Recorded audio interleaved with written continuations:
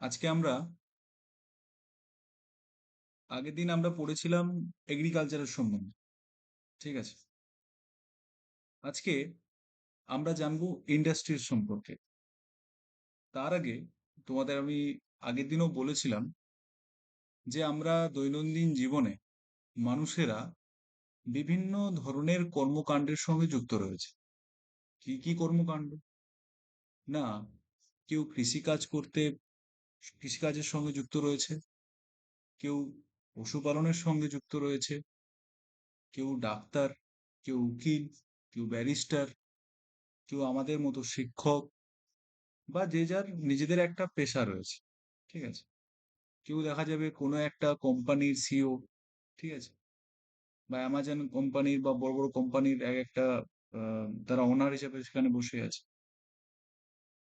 তো সেই জায়গায় আমরা আগের দিনই আলোচনা করেছিলাম যে কাজের ভিত্তিতে এবং ওই কাজের ভিত্তিতে সে যে পারিশ্রমিকটা উপার্জন করছে, কি বলছে অবশ্যই মনোযোগ দিয়ে শোনো।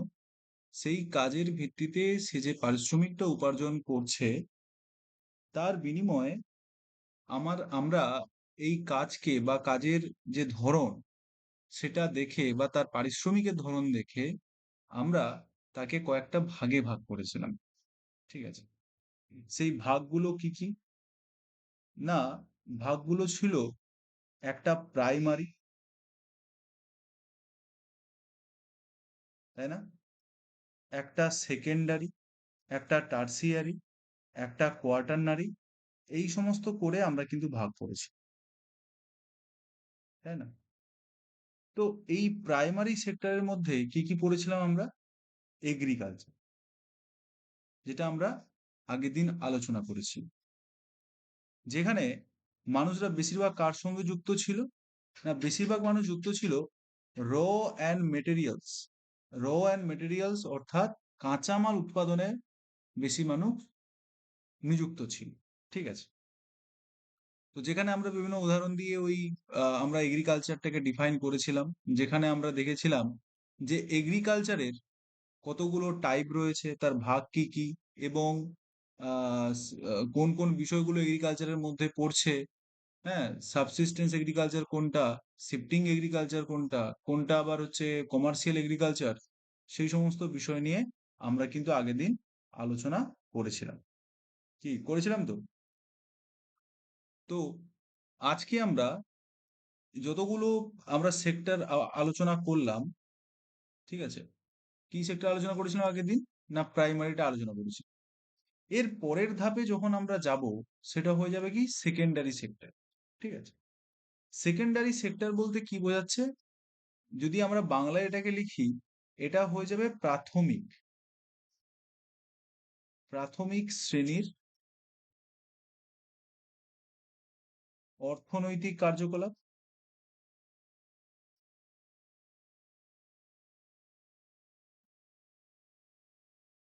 আর এটা হয়ে যাবে দ্বিতীয় শ্রেণীর অর্থনৈতিক কার্যকলাপ। এরপর তৃতীয় চতুর্থ থাকবে। তো প্রাথমিক যারা অর্থনৈতিক কার্যকলাপের সঙ্গে যুক্ত রয়েছেন, তারা কেবল কৃষিকাজ বা কাঁচামাল উৎপাদন জাতীয় সেই সমস্ত কাজে তারা কিন্তু যুক্ত ছিল। এবার সেকেন্ডারিতে কি হচ্ছে? না, ওই যে কাঁচামাল যেগুলো উৎপাদন যেগুলো করছে, সেগুলোকে প্রক্রিয়াজাত করে কিসে পরিণত করছে? না, গুডসে। গুডস মানে এখানে ভালোর কথা বলা হচ্ছে না, এখানে গুডস অথবা প্রোডাক্টের কথা বলা হচ্ছে। ঠিক আছে, প্রোডাক্টের কথা বলা হচ্ছে। কি বলছে, বোঝা গেছে? তাহলে আমরা আজকের ক্লাসে কি বুঝবো? না, আজকের ক্লাসে আমরা সেকেন্ডারি ইকোনমি, ঠিক আছে, সেকেন্ডারি সেক্টর অফ ইকোনমি সম্বন্ধে আলোচনা করব, বা যেটাকে বাংলায় আমরা গৌণ অর্থনৈতিক কার্যকলাপের সঙ্গেও কম্পেয়ার করতে পারি। তো সেই জায়গা থেকে এখানে আমরা মূলত কি দেখব? না, যেটা র মেটেরিয়াল হিসেবে যেটা হয়েছিল, সেটা একটা কোনো কোম্পানিতে সেটা পৌঁছবে এবং সেটা প্রক্রিয়াজাত হয়ে একটা কিসে পরিণত হবে? একটা কোনো গুডস বা প্রোডাক্টে পরিণত হবে। কি বললাম, বোঝা গেছে? হয়তো গম গেল র মেটেরিয়ালস, আগেরটা এগ্রিকালচারে আমরা গম কিভাবে উৎপাদন করবে বা এই সমস্ত বিষয় পড়েছিলাম, কারা কারা যুক্ত ছিল। এটাই আমরা জানবো যে গমটা প্রক্রিয়াজাত হয়ে কিসে পরিণত হয়ে যাবে, না গমটা প্রক্রিয়াজাত হয়ে পরিণত হয়ে যাবে কিসে, না প্রক্রিয়াজাত হয়ে এটা কিন্তু পরিণত হয়ে যাবে এই কি রে? প্রক্রিয়াজাত হয়ে এটা কি হবে, না বিস্কুট।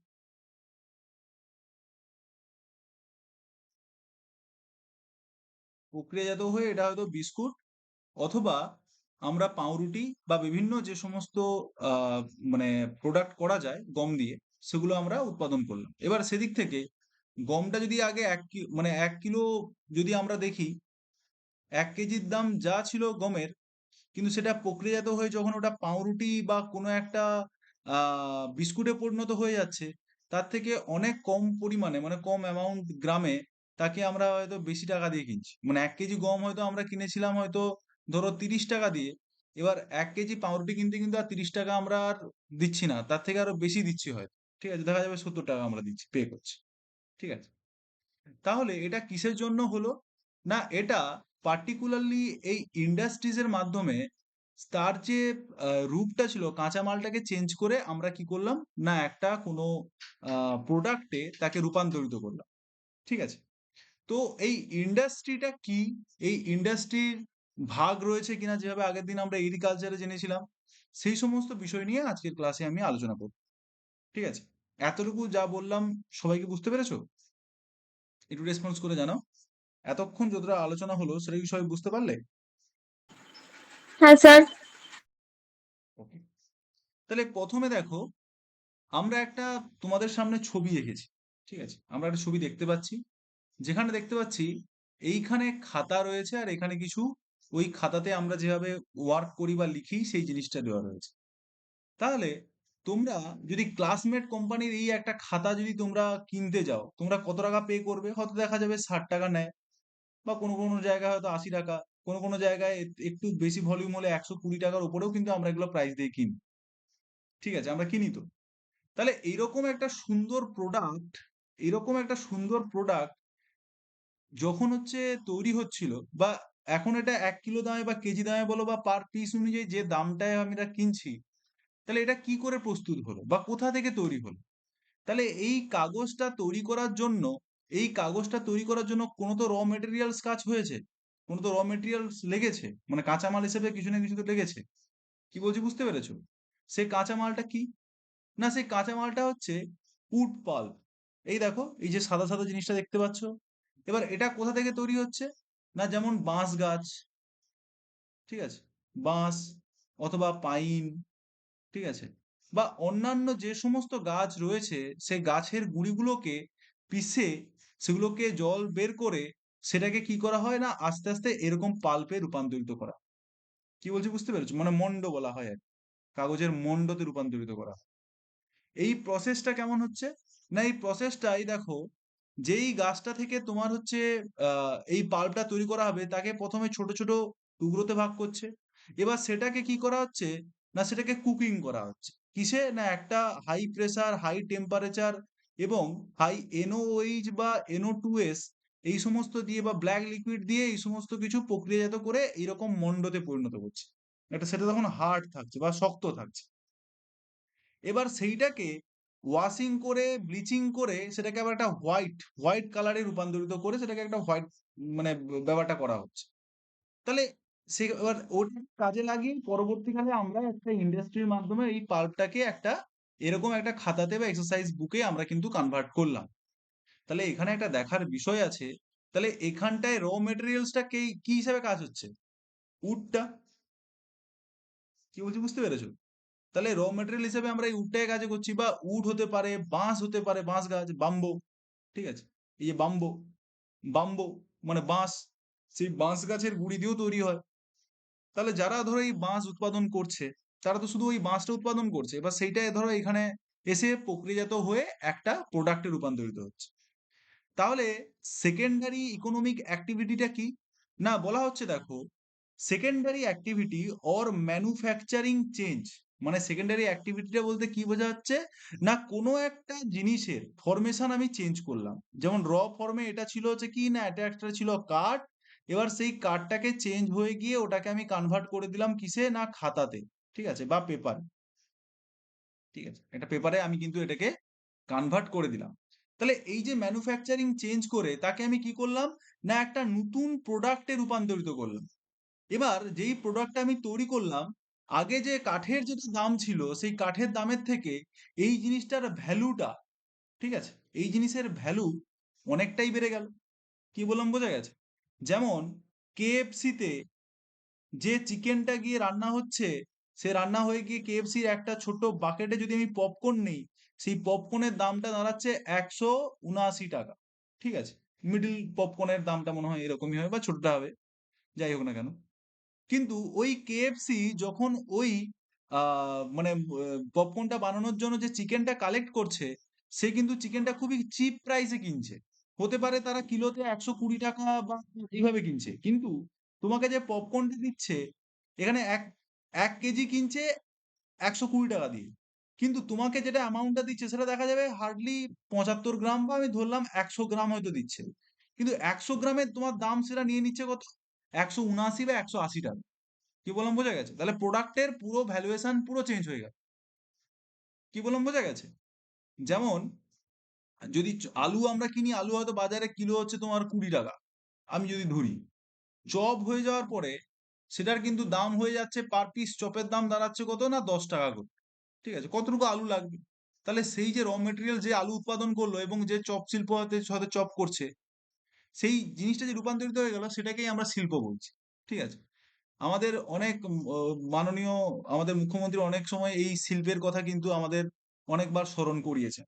ঠিক আছে, তাহলে সেই শিল্প, তাহলে শিল্প বলতে কি বোঝানো হচ্ছে, না চেঞ্জ হচ্ছে, ম্যানুফ্যাকচারিং চেঞ্জ হচ্ছে।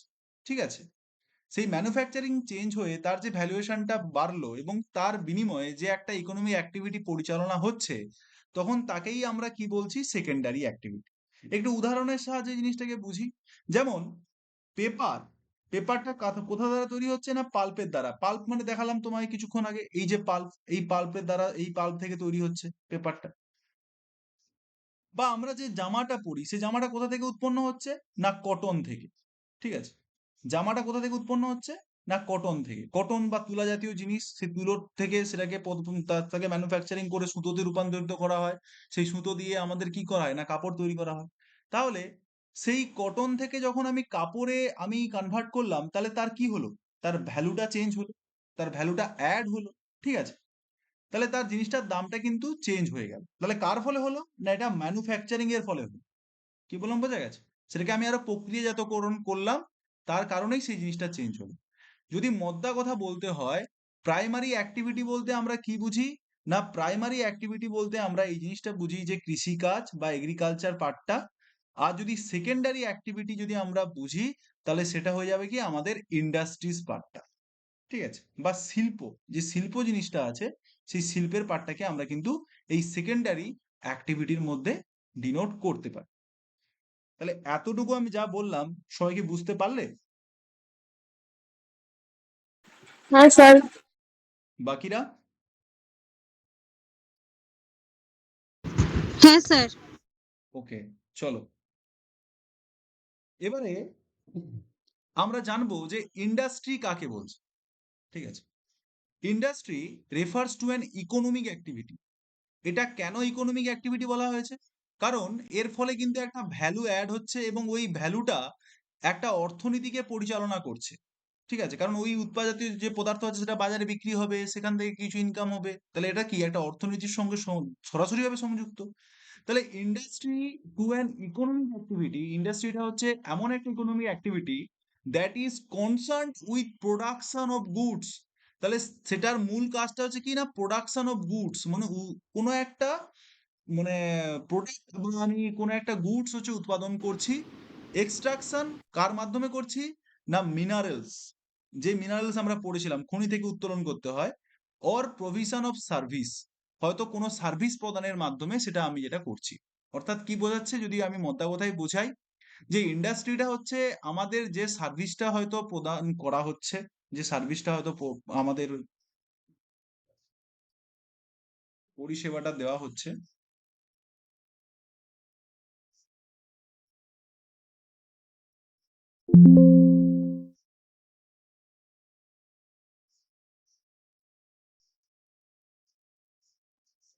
আচ্ছা, স্ক্রিন দেখতে পাচ্ছ তো? স্ক্রিন দেখা যাচ্ছে? হ্যাঁ স্যার দেখতে পাচ্ছি। হুম। ওকে ওকে, চলো তাহলে। তাহলে আমরা কি বলছিলাম, ইন্ডাস্ট্রি কাকে বলে? তাহলে ইন্ডাস্ট্রি হলো এমন একটা ইকোনমিক অ্যাক্টিভিটি যেখানে কি করা হয় না, যেখানে বেশিরভাগ কনসার্ন থাকে কার উপরে না, কোনো প্রোডাক্ট বা গুড যেখানে উৎপাদন হচ্ছে। এবার সেই প্রোডাক্ট বা গুডটা আমি কিভাবে উৎপাদন করছি, না হতে পারে কোনো মিনারেলসকে এক্সট্রাকশন করে, মিনারেলস থেকে বের করে। যেমন আগের দিন আমরা পড়েছিলাম আকরিক লোহা, ঠিক আছে? আকরিক লোহা থেকে আমরা কি করলাম, লোহাটাকে বের করলাম। তাহলে লোহাটাকে যে বের করলাম ওটা একটা প্রোডাক্টে পরিণত হয়ে গেল। এবার নেসেসিটি হবে লোহাটা অন্য কোনো কাজে ব্যবহার হতে পারে, সেটা ঠিক আছে, কিন্তু এই আকরিক লোহা থেকে যে আমি লোহাটা বের করলাম সেটা হয়ে গেল একটা শিল্প। ঠিক আছে, যেমন টাটা গ্রুপ তোমরা নাম শুনেছো। অথবা কি বলা হচ্ছে, or the provision of service, যদি তোমাকে কোনো সার্ভিস প্রদান করা হয় সেটাও কিন্তু একটা ইন্ডাস্ট্রিতে রূপান্তরিত হয়ে যায়। ঠিক আছে। Thus we have iron and steel industry. Iron and steel ইন্ডাস্ট্রিকে কি বলা হচ্ছে, বলছে প্রোডাকশন অফ গুডস। ঠিক আছে, আয়রন এবং স্টিল ইন্ডাস্ট্রি যেখানে রয়েছে, যেখানে আমরা কি দেখব, আকরিক লোহা থেকে আমাদের আয়রন অথবা স্টিল উৎপাদন করা হচ্ছে। ঠিক আছে।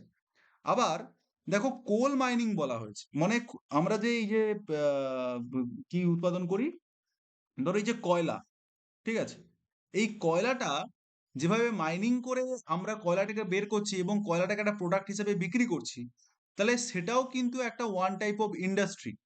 ঠিক আছে, কয়লাটাকে খুঁড়ে যে বের করছি এটা কিন্তু ইন্ডাস্ট্রি। ঠিক আছে। এছাড়া সার্ভিসের কথা দেখো এখানে বলা হয়েছে। সেক্ষেত্রে এই যে ট্যুরিজম ইন্ডাস্ট্রি, এই যে ট্যুরিজম ইন্ডাস্ট্রি গ্রো করছে, এটাও কিন্তু সার্ভিস প্রোভাইড করছে তোমাকে, এক জায়গা থেকে অন্য জায়গায় তোমাকে ভিসা দিচ্ছে, বা তুমি এক জায়গা থেকে তোমায় গাইড করছে, সেখান থেকেও কিন্তু একটা ইকোনমিক ভ্যালুয়েশন আছে। ঠিক আছে, এটাকে ট্যুরিজম ইন্ডাস্ট্রি বলছে। এছাড়া আরো হতে পারে এন্টারটেনমেন্ট ইন্ডাস্ট্রি। এন্টারটেনমেন্ট ইন্ডাস্ট্রি বা ফিল্ম ইন্ডাস্ট্রি, আমরা বলি না অনেক সময় যে বেঙ্গলি ফিল্ম ইন্ডাস্ট্রির এই পতন ঘটলো, বা বলিউড ফিল্ম ইন্ডাস্ট্রির এই ঘটলো, তাহলে তারা তোমাকে সেবা প্রদান করছে, এন্টারটেইন করছে। ঠিক আছে, এন্টারটেইনটা ওয়ান টাইপ অফ কি, সেবা বা সার্ভিস, তাই না? তাহলে সেটাও আমার কাছে কিন্তু একটা ইন্ডাস্ট্রি, কারণ একটা আউটকাম হিসেবে আমরা একটা ছবি দেখতে পাচ্ছি, বা ছায়াছবি, বা একটা সিনেমা, বা একটা মুভি দেখতে পাচ্ছি, এবং যার মাধ্যমে আমরা এন্টারটেন হচ্ছি, আনন্দ হচ্ছি, দুঃখ প্রকাশ করছি, বা যার মাধ্যমে আমাদের ভালো লাগালাগির একটা ব্যাপার আছে। ঠিক আছে, অলৌকিক কল্পনার ব্যাপারটা হলেও একই মানুষকে আমরা বারবার বিভিন্ন চরিত্রে দেখে আমরা নিজেরা অনুভব করছি সেই ব্যাপারটাকে। তাহলে সেই সব জিনিসটাই কিন্তু ইন্ডাস্ট্রির মাধ্যমে কিন্তু পড়বে। এর মাধ্যমে যদি আমি ফিল্ম ইন্ডাস্ট্রির কথাটা বললাম, এই ফিল্ম ইন্ডাস্ট্রির মধ্যে তাহলে কি পড়ছে, না ফিল্ম ইন্ডাস্ট্রির মধ্যে এই জিনিসটা যে আবার হচ্ছে কেন বলতো?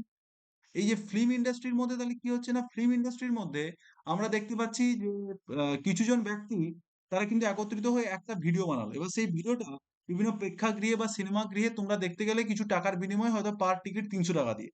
তাহলে সেখান থেকেও কিন্তু একটা মানি জেনারেট হচ্ছে, এবং সেই যে মানি জেনারেট হচ্ছে, বা সেই সার্ভিসটা যে তোমাকে এন্টারটেন করছে, সেখান থেকে তুমি যে পে করছো, এটাও কিন্তু একটা ইন্ডাস্ট্রিতে রূপান্তরিত হচ্ছে। কি বললাম, বোঝা গেছে?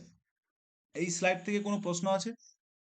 ঠিক আছে, আয়রন অ্যান্ড স্টিল এখানে ইন্ডাস্ট্রি তোমার ছবি দেখানো হয়েছে, এখানে কয়লা উত্তোলন এটা একটা ইন্ডাস্ট্রি, এবং ট্যুরিজম যেটা বলা হয়েছে সেটাও তোমাদের এখানে ছবি দিয়ে একটু পুষ্টিকরণের জন্য এটা দেওয়া হচ্ছে। ঠিক আছে, ক্লিয়ার? সবাই শুনতে পাচ্ছ তো? হ্যালো? হ্যাঁ স্যার শুনতে পাচ্ছি। ওকে ওকে। হুম হুম। আচ্ছা, এরপরে প্রশ্ন আসবে যে ইন্ডাস্ট্রিকে কি আমরা কতগুলো ভাগে ভাগ করতে পারি, যেভাবে আমরা এগ্রিকালচারকে ভাগ করেছিলাম বিভিন্ন টাইপে, যেখানে আমরা দেখেছিলাম subsistence agriculture and commercial agriculture. তার মধ্যে সাবসিস্টেন্স এগ্রিকালচারকে আবার দুভাগে ভাগ করেছিলাম, কমার্শিয়ালকে আবার অন্য ভাগে ভাগ করেছিলাম। সেই যে ভাগ করেছিলাম, তাহলে এই ইন্ডাস্ট্রিজ কি আবার কোনো ভাগ আছে? হ্যাঁ, ইন্ডাস্ট্রিরও ভাগ আছে। এবং সেই ভাগটা তোমাদের আমি বারবার বলি, কোনো ভাগের ক্ষেত্রে কোনো না কোনো একটা জিনিসের উপর ভিত্তি করে, কোনো না কোনো একটা জিনিসের উপর ভিত্তি করে সেই ভাগটা করা হয়। তাহলে আমরা এই ইন্ডাস্ট্রিকে যখন ক্লাসিফিকেশন করছি কার ভিত্তিতে করব, না ইন্ডাস্ট্রিটা কোন র মেটেরিয়ালস এর উপরে তৈরি হচ্ছে, বা ইন্ডাস্ট্রিটার সাইজ কেমন, এবং ইন্ডাস্ট্রির ওনার কে, মানে মালিক কে। ঠিক আছে, ইন্ডাস্ট্রিটার কি, কে কে, না ইন্ডাস্ট্রির মালিক কে। ঠিক আছে, দেখতে পাচ্ছ তো, ইন্ডাস্ট্রির মালিক কে। এবারে সেই জায়গা থেকে দেখো, আমরা ইন্ডাস্ট্রিকে কটা ভাগে ভাগ করলাম না, বেসিস অফ র মেটেরিয়ালস, এর ভিত্তিতে আমরা ইন্ডাস্ট্রিকে চারটি ভাগে ভাগ করেছি। কি চারটি ভাগ? একটা বলা হচ্ছে এগ্রো বেসড ইন্ডাস্ট্রি, কাকে বলে জানবো, যেখানে আমরা মূলত কৃষিকাজের উপর থেকে মানে কৃষিকাজ করার ফলে যে পণ্যগুলো উৎপাদন হচ্ছে, যেমন ধান, গম বা অন্য কিছু, সেগুলোকে কাজে লাগিয়ে যে ইন্ডাস্ট্রিজ গুলো তৈরি হয়েছে তাকে আমরা বলছি এগ্রো বেসড ইন্ডাস্ট্রি। আবার দ্বিতীয়তে বলা হয়েছে mineral based industry. Mineral based industry কি না, যেখানে তাহলে দেখা যাচ্ছে না। স্ক্রিনটা দেখা যাচ্ছে না, তাই তো? দাঁড়াও, কানেকশন।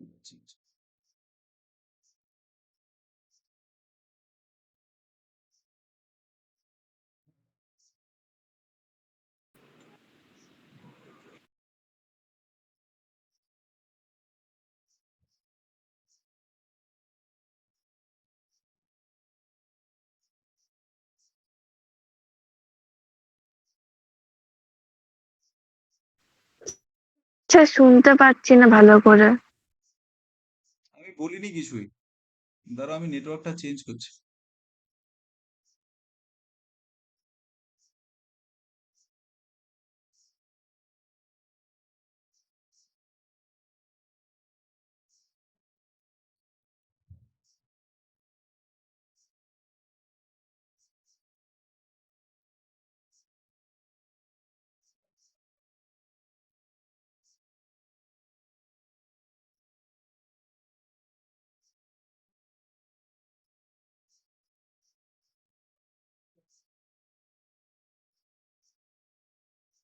এবার শুনতে পাচ্ছ?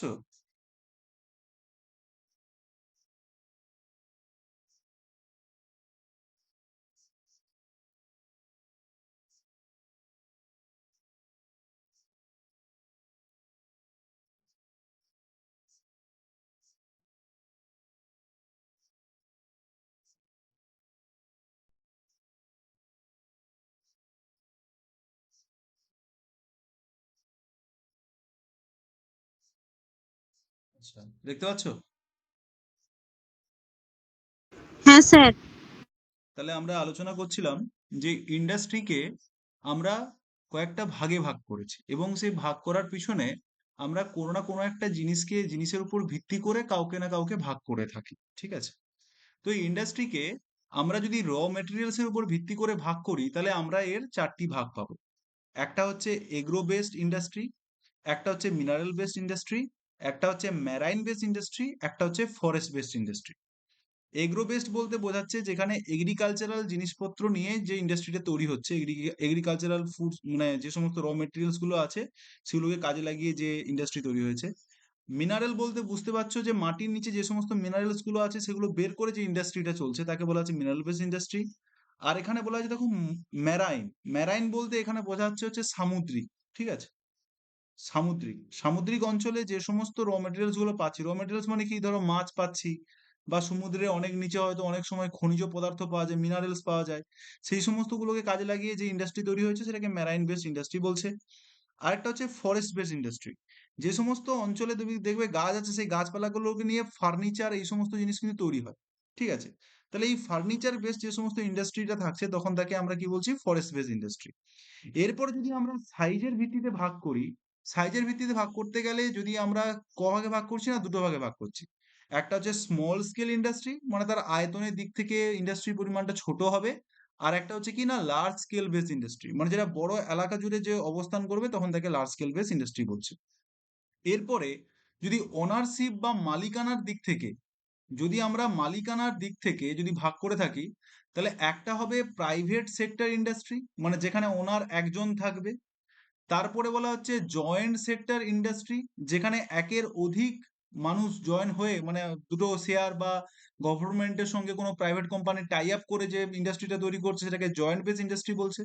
আরেকটা হচ্ছে কোঅপারেটিভ ইন্ডাস্ট্রি, অর্থাৎ কিছু কিছু শ্রমিক গোষ্ঠী একত্রিত হয়ে তারা কিন্তু ইন্ডাস্ট্রি তৈরি করছে। যেমন এটার উদাহরণ কি হবে, যে আমুল, যে আমুল আমরা খাই, ঠিক আছে?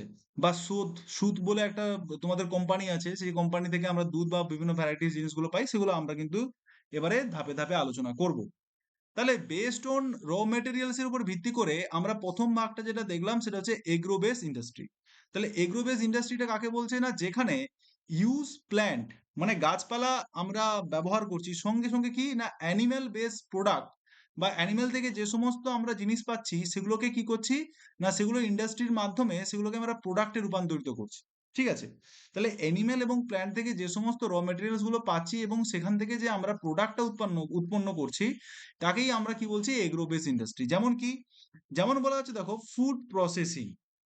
অনেক সময় আমরা প্যাকেট জাতীয় খাবার খেয়ে থাকি। ঠিক আছে, অনেক সময় তোমরা দেখবে পপকর্নটাও তোমরা কিনে খাচ্ছ, 10 টাকা করে পপকর্ন হয়তো আমরা কিনে খাই বা অন্যান্য জিনিস আমরা হয়তো প্যাকেট জাতীয় করে খাই।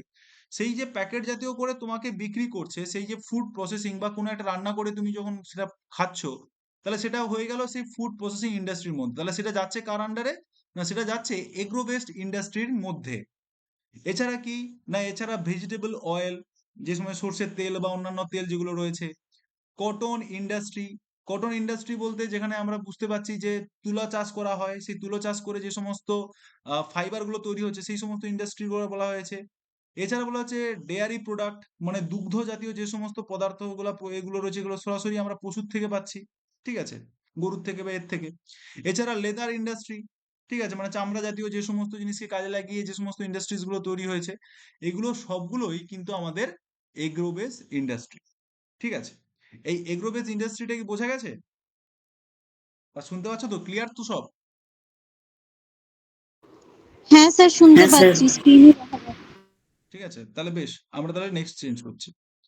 এরপরে র মেটেরিয়ালস এর ভিত্তিতে আমরা যদি সেকেন্ড ইন্ডাস্ট্রিজ এর সম্বন্ধে আমরা যেটা আলোচনা করছিলাম সেটা হচ্ছে কি মিনারেল বেস ইন্ডাস্ট্রি। এবার স্যার মিনারেল বেস ইন্ডাস্ট্রিটা কি, না যেখানে আমরা মিনারেলটাকে আকরিক ভাবে মানে অশুদ্ধ অশুদ্ধ আকারে আমরা যেটাকে বের করছি, মানে ওর মধ্যে অন্যান্য অনেক জিনিস থাকে, যেমন আমরা বললাম না যে ধরো আমরা মাটির নিচ থেকে যেটাকে প্রথম পাবো সেটা হচ্ছে আকরিক লোহা। ঠিক আছে, আকরিক লোহা। এবার এই আকরিক লোহা থেকে আকরিকটাকে আমাকে এই অশুদ্ধিটাকে, এটা অশুদ্ধি থাকে, এই অশুদ্ধিটাকে বাদ দিয়ে আমরা যখন লোহাটা বের করব সেটা হয়ে গেল আমার ইন্ডাস্ট্রি। কি বললাম, ঠিক আছে? তো এইভাবে বলা হচ্ছে primary industry that use minerals ore, মানে ওর বলতে ওই আকরিকটার কথা বলা হয়েছে, যে যে সমস্ত প্রোডাক্ট গুলো আমরা পাচ্ছি তার মধ্যে এই অশুদ্ধি যেটা আছে সেটাকে আমরা কি করছি না র মেটেরিয়াল হিসেবে ইউজ করছি। এই ইন্ডাস্ট্রির র মেটেরিয়াল হিসেবে এটাকে আমি ইউজ করছি এবং সেটাকে আমরা প্রোডাক্টে কিভাবে রূপান্তরিত করছি, না প্রোডাক্ট হিসেবে ধরো এই যে আয়রন ওর আছে সেইখান থেকে হয়তো আমি লোহাটাকে বের করছি, তাহলে এই লোহাটা আমার কাছে কি হয়ে গেল, লোহাটা আমার কাছে কিন্তু প্রোডাক্ট হয়ে গেল। এবার এই লোহাটা আবার বিভিন্ন ইন্ডাস্ট্রির ক্ষেত্রে আবার কাজে লাগতে পারে। ঠিক আছে, এই লোহা দিয়ে কেউ হয়তো মেশিন তৈরি করছে, কেউ গাড়ি তৈরি করছে, বিভিন্ন ভাবে কাজে লাগাতে পারে, কেউ অস্ত্র তৈরি করছে।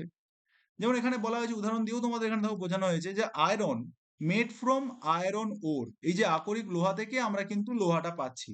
And the product of mineral based industry, তাহলে এটা কার মানে ফল হিসাবে আমরা দেখতে পাচ্ছি, না এটা হচ্ছে মিনারেল বেসড ইন্ডাস্ট্রির একটা প্রোডাক্ট হিসেবে আমরা কিন্তু এই আয়রনটাকে দেখতে পাচ্ছি। ঠিক আছে, this is use as a raw materials, এটাকে আমরা কিন্তু র মেটেরিয়াল হিসেবে ইউজ করছি। কোনটায় র মেটেরিয়ালস, না এই আয়রন ওরও হতে পারে। আবার এই ডাইরেক্টলি আয়রনটাকে আবার অনেকে, আয়রন বলতে লোহাটাকে অনেকে আবার কি করছে, না আবার কোনো একটা ম্যানুফ্যাকচারিং কোম্পানির সে আবার এইটাকে আবার র মেটেরিয়াল হিসেবে হয়তো ইউজ করতে পারে। কি বললাম বোঝা গেছে? যদি ধরো কোনো একটা ইন্ডাস্ট্রি সে হচ্ছে লোহার পাতি তৈরি করছে বা এই বগি তৈরি করছে, তাহলে বগি তৈরি করার জন্য মানে লোহার যোগান দরকার। সেই লোহাটা গিয়ে সে হয়তো এই ইন্ডাস্ট্রিটা তৈরি করতে পারছে বা এই মানে মানে লোহার বগি তৈরি করার একটা শিল্প কারখানা তৈরি করতে পারছে। তাহলে লোহাটা তার কাছে আবার কিন্তু একটা কাঁচামাল হয়ে গেল বা র মেটেরিয়ালস হয়ে গেল। কি বললাম বোঝা গেছে? তো এইভাবে একটা কোম্পানির যেটা প্রোডাক্ট হতে পারে সেটা হতে পারে আবার অন্য কোনো প্রোডাক্টের র মেটেরিয়াল।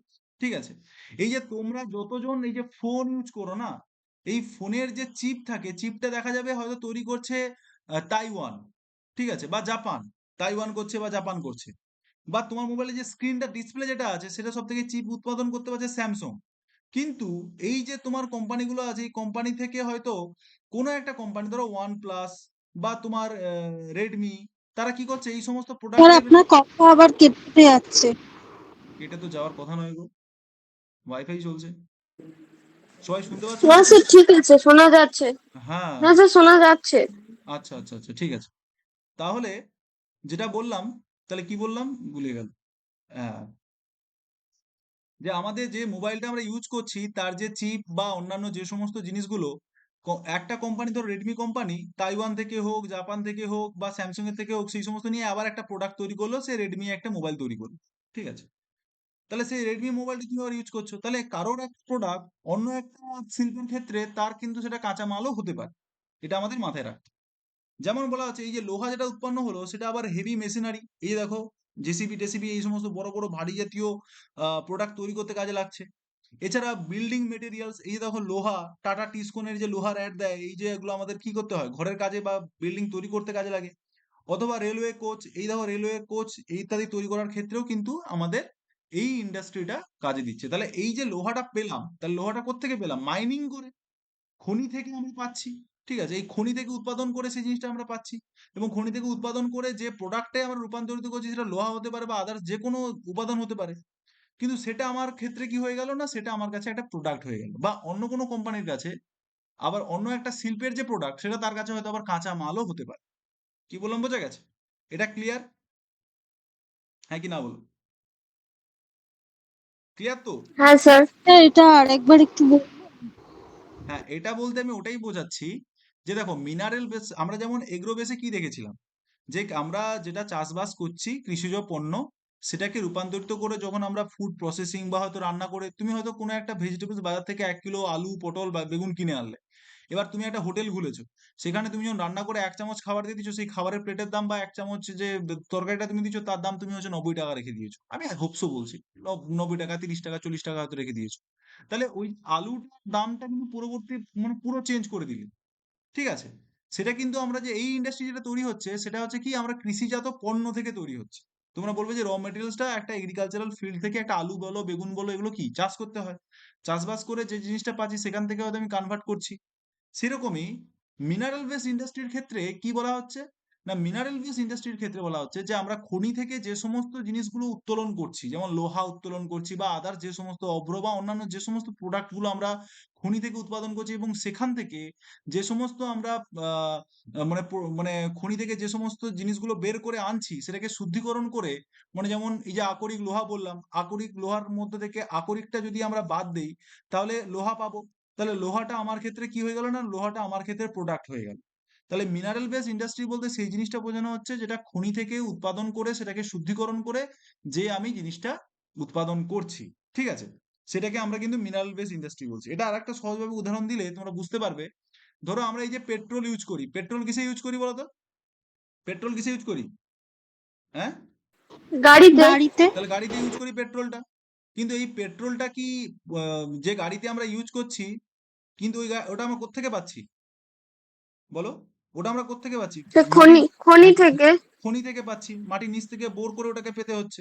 কিন্তু যখন আমি এটাকে বের করে আনছি, এটা কিন্তু অশুদ্ধি থাকে, ডাইরেক্টলি আমরা কিন্তু গাড়িতে ওটা যদি ঢালি হবে না। ঠিক আছে, ওটাকে আবার বিভিন্নভাবে ফিল্টার করতে হয়, ফিল্টার করে করে করে করে তারপরে আমাকে কিন্তু এই পেট্রোলে আনতে হয়। এবং ওই পেট্রোলটা শুদ্ধি করে করে যে পেট্রোলে আমরা রূপান্তরিত করছি, সেখান থেকে তোমরা দেখবে আরো অন্যান্য জিনিস পেয়ে যাচ্ছ। এই যে কেরোসিন তেল আমরা ইউজ করি, সেই কেরোসিন তেল কোথায়, কোত্থেকে আসছে? ওই মাটি থেকে আসছে, সেটা কিন্তু একটা তো প্রোডাক্ট, সেটা একটা প্রোডাক্ট হয়ে গেল, পেট্রোল একটা প্রোডাক্ট হয়ে গেল, মোবিল ডিজেল এগুলো একটা প্রোডাক্ট হয়ে গেল। তাহলে এগুলো কি তুমি কিনছো, তোমার দৈনন্দিন জীবনে তুমি ব্যবহারও করছো। তাহলে এগুলো তো তৈরি করার জন্য একটা ইন্ডাস্ট্রি তৈরি হচ্ছে।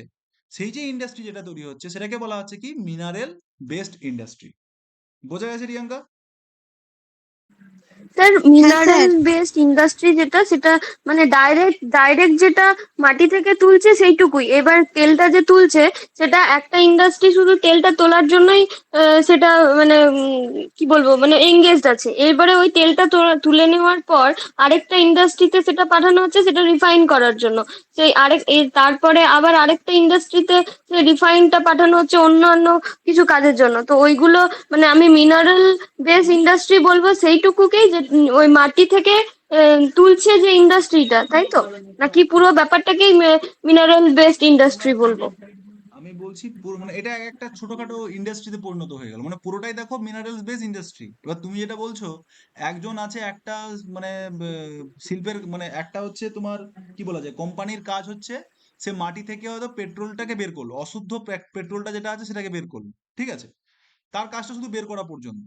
তাহলে এই যে মাটি থেকে সে অশুদ্ধ পেট্রোলটা বের করলো, সেটা তার কাছে প্রোডাক্ট।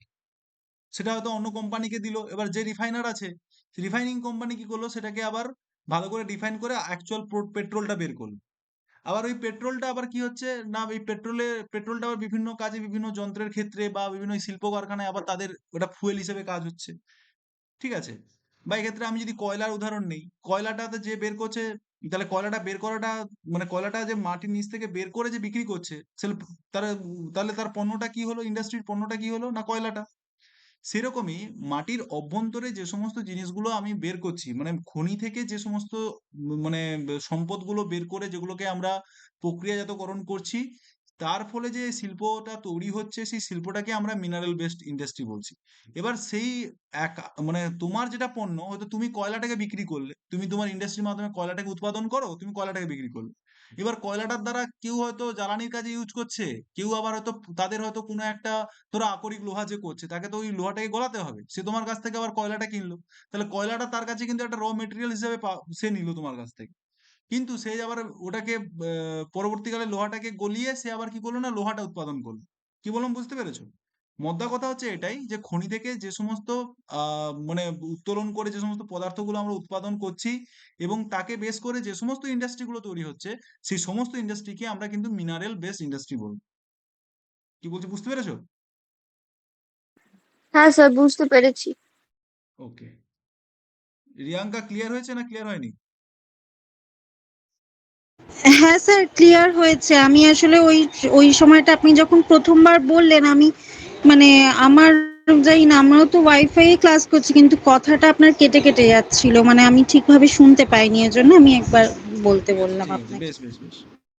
আচ্ছা, চলো তারপরের একটা ইন্ডাস্ট্রি সম্বন্ধে আলোচনা করি।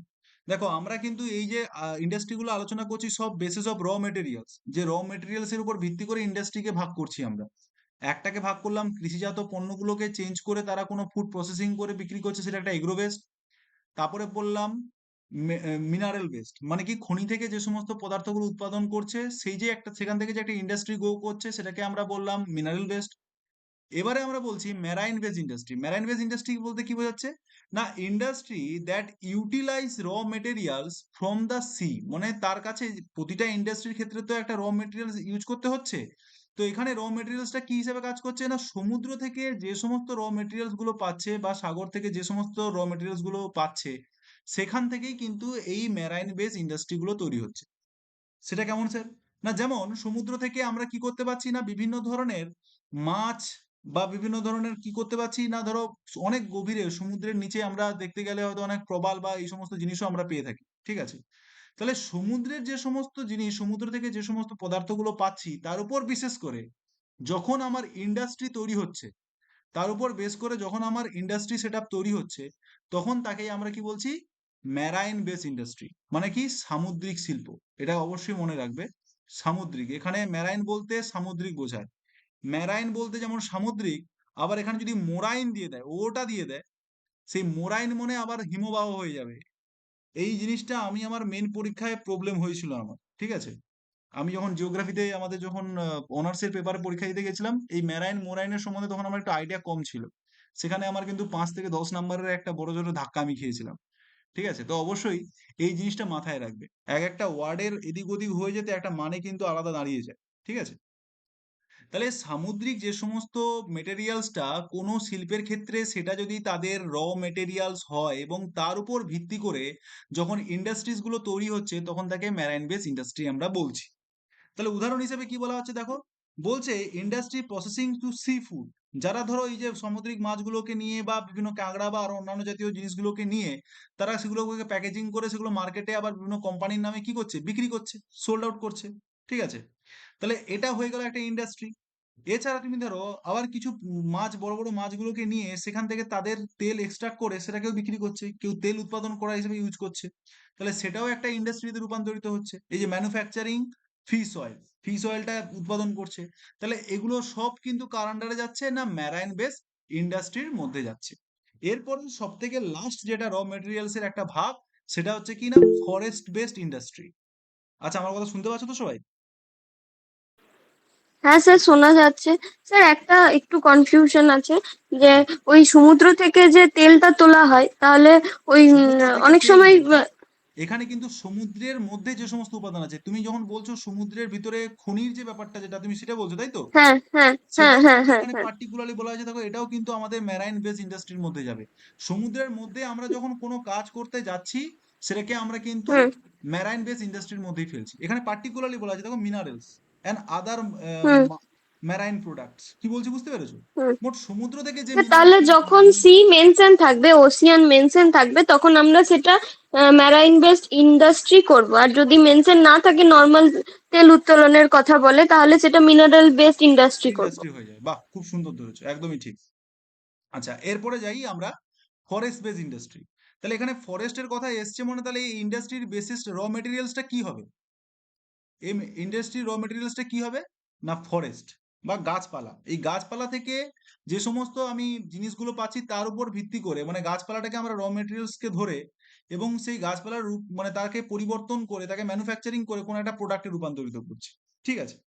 যেমন বলা হচ্ছে দেখো, এই যে গাছের পাল্প যেটা তোমাকে আমি প্রথম দেখালাম, সেই পাল্প থেকে যখন আমরা পেপার তৈরি করছি, তাহলে সেই পাল্পটা আমরা কোত্থেকে পাচ্ছি? এই গাছ থেকে পাচ্ছি। তাহলে তাহলে এই পাল্প থেকে যে পেপারটা উৎপাদন করছি, তাহলে সেটা কোন বেস ইন্ডাস্ট্রির মধ্যে পড়বে? না, সেটা ফরেস্ট বেসড ইন্ডাস্ট্রির মধ্যে পড়বে। বা বিভিন্ন ফার্মাসিউটিক্যাল যে সমস্ত বা ওষুধের যে সমস্ত তোমাদের মানে আমরা যে ওষুধগুলো খাই বা আয়ুর্বেদিক বা অন্যান্য জিনিস, তোমরা বেশিরভাগ দেখবে সিকিম টিকিমে যদি তোমরা কেউ ঘুরতে যাও, তোমরা দেখবে ওই সমস্ত জায়গায় কিন্তু বেশিরভাগ এই ফার্মাসিউটিক্যাল মানে কোম্পানিজ গুলো মানে এই যে ম্যানকাইন্ড বা অন্যান্য বড় বড় যে মানে ফার্মাসিউটিক্যাল কোম্পানি, তারা কিন্তু ওই সমস্ত জায়গায় নিজেদের কেন্দ্র স্থাপন করেছে। কারণ কি? না, ওই সমস্ত গাছের মধ্যে কিছু মেডিসিন জাতীয় মানে উপাদান রয়েছে, সেগুলোকে পরবর্তীকালে তারা কি করতে পারে? না, এই ওষুধ তৈরির কারখানায় বা কাজে তারা কিন্তু লাগাতে পারে। এছাড়া কি হচ্ছে না, যে সমস্ত ফার্নিচার আমাদের বাড়িতে আসছে বা আমরা এই যে ঘর বর সারানোর জন্য দেখো আমরা কত সুন্দর করে ডিজাইন করেছি, কাঠের ওয়াল করছি বা বিভিন্ন ভাবে যে সাজাচ্ছি বিল্ডিংটাকে, সেখানেও যে আমাদের ঘরের মানে যে সমস্ত কাঠের উৎপাদন হচ্ছে, সেটাও কিন্তু আমাদের বা সেই যে মানে প্রোডাক্টটা যেটা আমরা ইউজ করছি, সেটাও কিন্তু আমাদের ফরেস্ট বেস ইন্ডাস্ট্রির মধ্যে যাবে। যেমন এই ঘরের মধ্যে দেখো এখানে একটা ডিজাইন করেছে পাখা, এখানে টেবিল, এখানে চেয়ার, তাহলে এগুলো কি? এগুলো সেই গাছ থেকেই তো এসছে। তাহলে এটা কোন ইন্ডাস্ট্রির মধ্যে পড়বে? না, এটা ফরেস্ট বেসড ইন্ডাস্ট্রির মধ্যে পড়বে। কি বললাম, বোঝা গেছে? এই দেখো পাল্প, এখানে পেপার তৈরি হচ্ছে, এখানে হচ্ছে মেডিসিন, এখানে হচ্ছে কি না ঘরের আসবাবপত্র, সে জিনিসপত্র, সেগুলো এখানে বলা হয়েছে।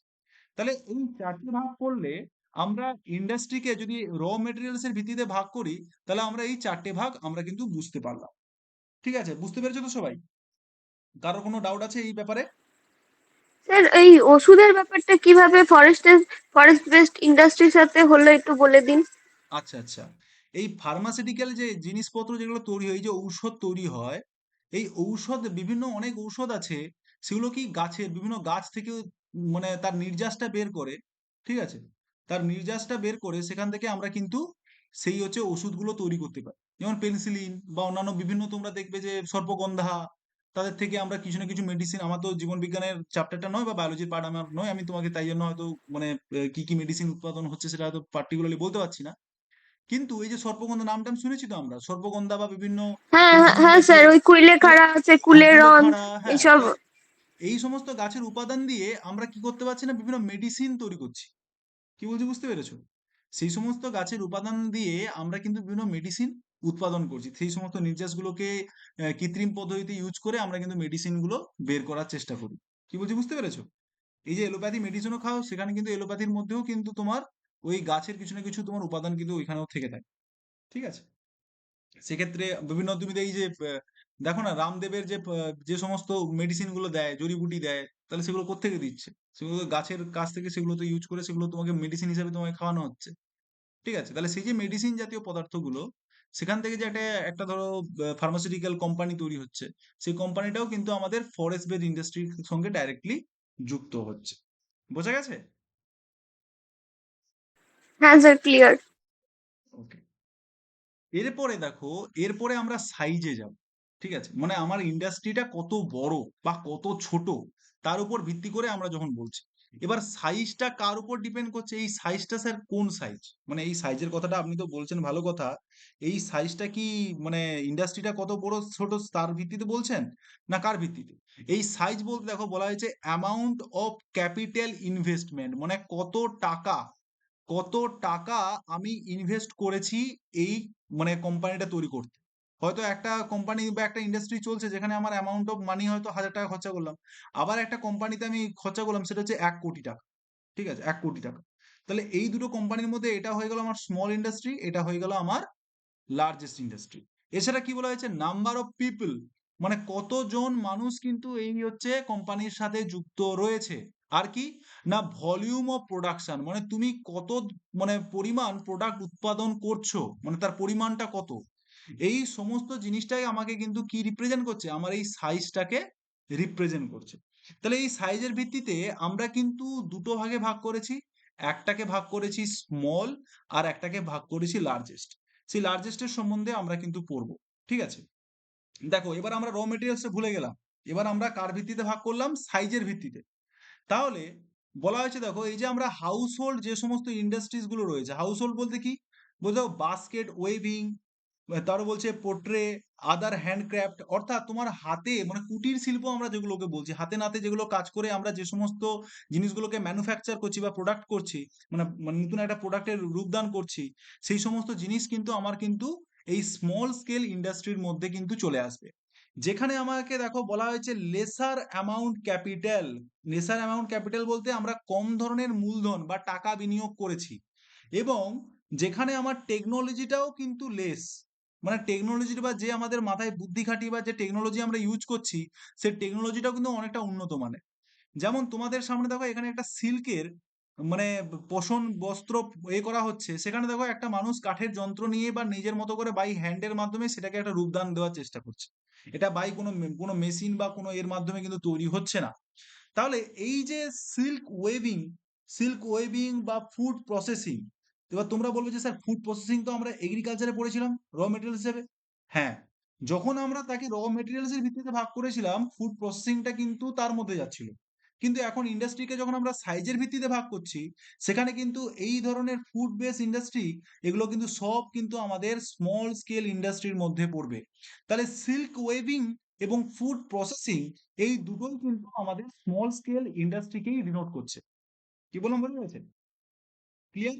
পরীক্ষায় আমাদের প্রশ্ন আসবে যে সিল্ক ওয়েভিং এটা কি small scale industry, medium scale industry, না লার্জ স্কেল ইন্ডাস্ট্রি। তাহলে তোমাকে তখন সেটা মাথায় রেখে স্মল স্কেল ইন্ডাস্ট্রিতে গিয়ে টিকটা মারতে হবে। কি বললাম বুঝতে পেরেছো? হ্যাঁ কি না বলো, বুঝতে পারলে হ্যাঁ কি না?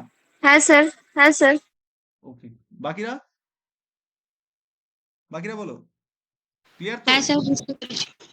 এবার দেখো আয়তনের দিক থেকে যে জিনিসটা বড় হচ্ছে, সেই বড়টা কি না, যেখানে আমরা দেখব ইনভেস্টমেন্টটা হাইয়ার, মানে যেখানে আমরা ইনভেস্টমেন্টটা বেশি পরিমাণে হচ্ছে, এবং প্রোডাক্টের কথা বলেছিলাম, প্রোডাক্টটাও তাহলে কি হবে না, লার্জ ভলিউমের প্রোডাক্ট আমার বেরোবে, এবং যেখানে উন্নত মানের টেকনোলজি মানে সুপিরিয়র টেকনোলজি কিন্তু যেখানে ইউজ করা হবে।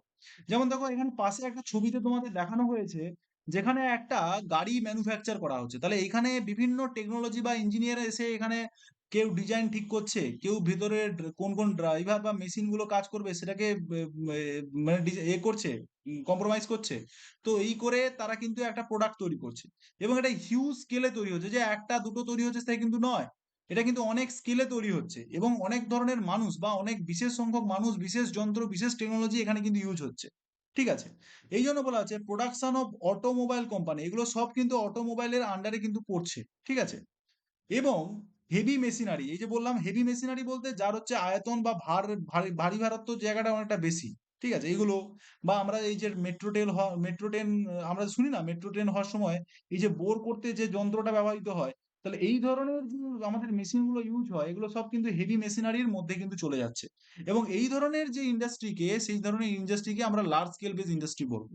পরীক্ষায় পড়বে যে প্রোডাকশন অফ অটোমোবাইল, এটা হচ্ছে কোন ধরনের ইন্ডাস্ট্রিকে ডিনোট করছে, তখন তোমাকে অবশ্যই সেটাকে মাথায় রাখতে হবে, this is belongs to large scale industry. ঠিক আছে, বেসড অন সাইজ। ক্লিয়ার? এত কোনো কঠিন ব্যাপার নয়, এগুলো খুবই সিম্পল ব্যাপার। ঠিক আছে, কি ক্লিয়ার গো? ক্লিয়ার তো? হ্যাঁ স্যার। ওকে, এরপরে আমরা ওনারশিপের উপরে মানে মালিকানার দিক থেকে এটাকে আমি আবার ভাগ করছি। কার উপর ভাগ করে? মালিকানা। যে এক একটা কোম্পানির উপর মালিকানাটা কি রয়েছে তার উপর ভিত্তি করে আমরা কিন্তু এটাকে ভাগ করব। ঠিক আছে, ইয়ে ভাই, মালিকানা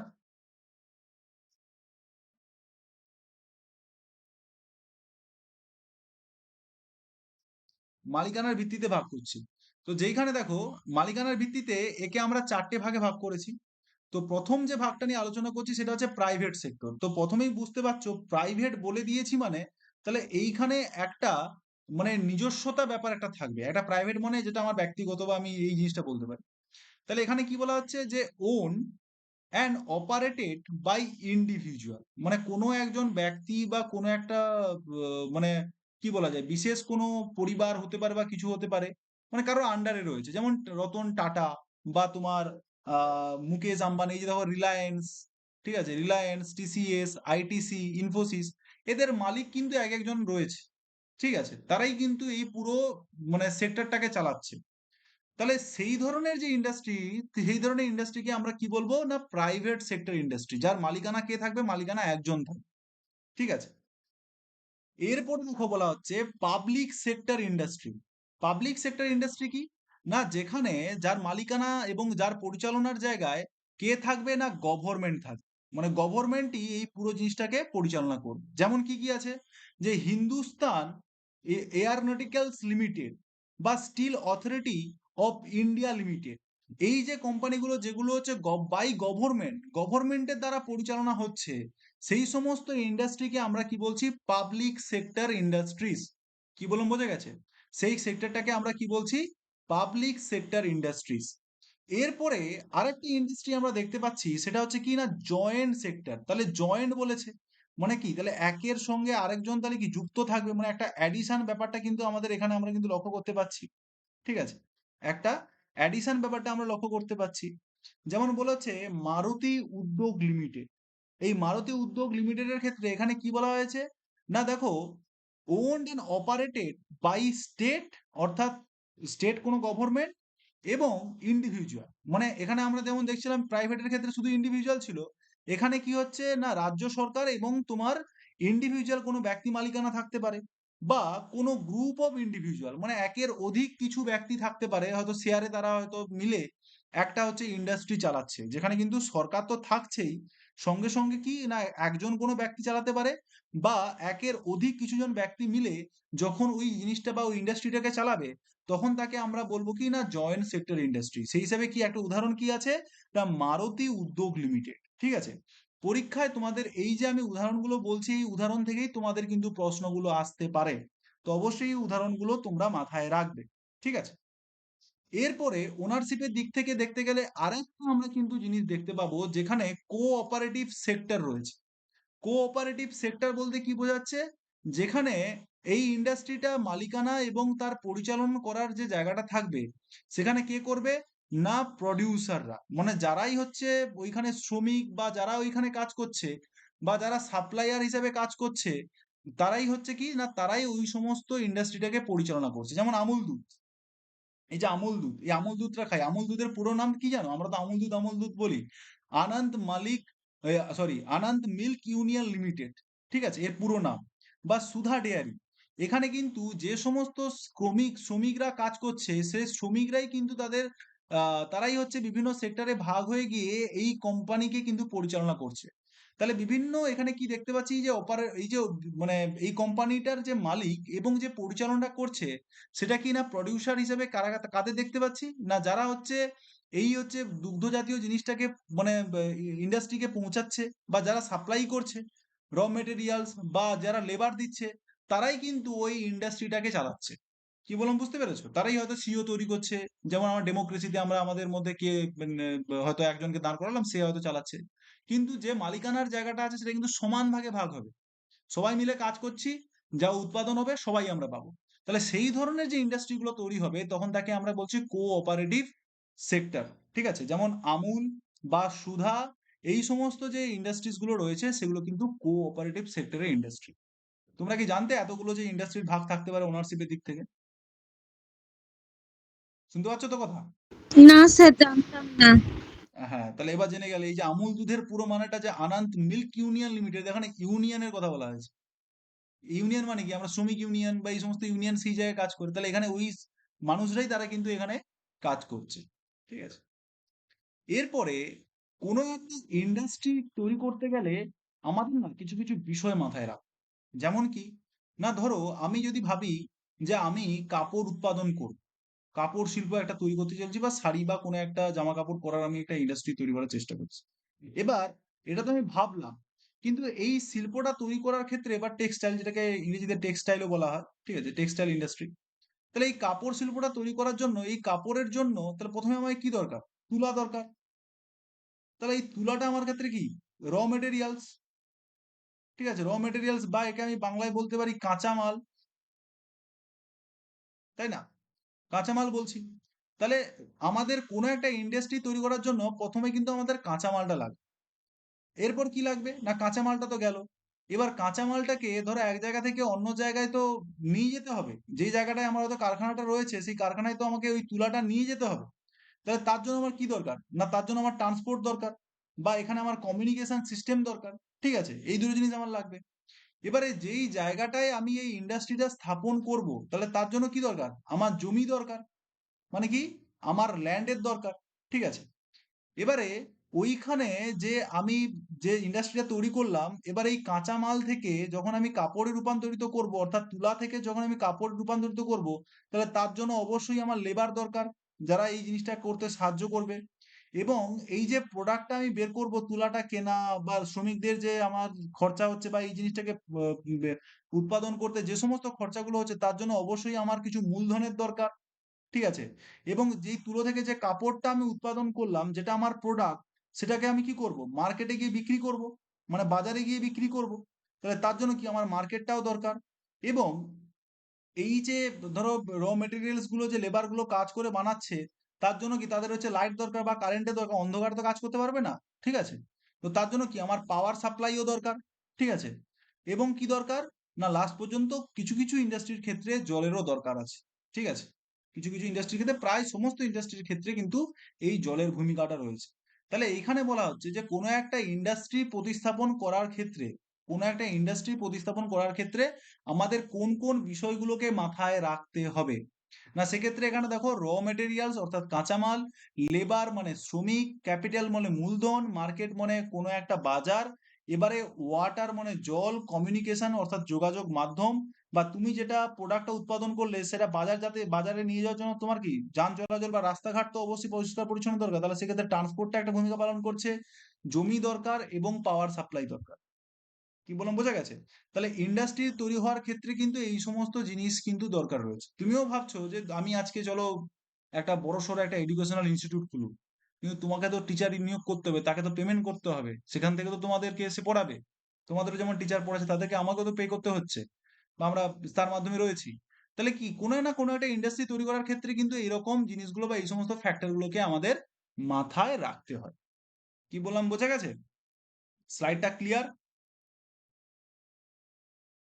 হ্যালো?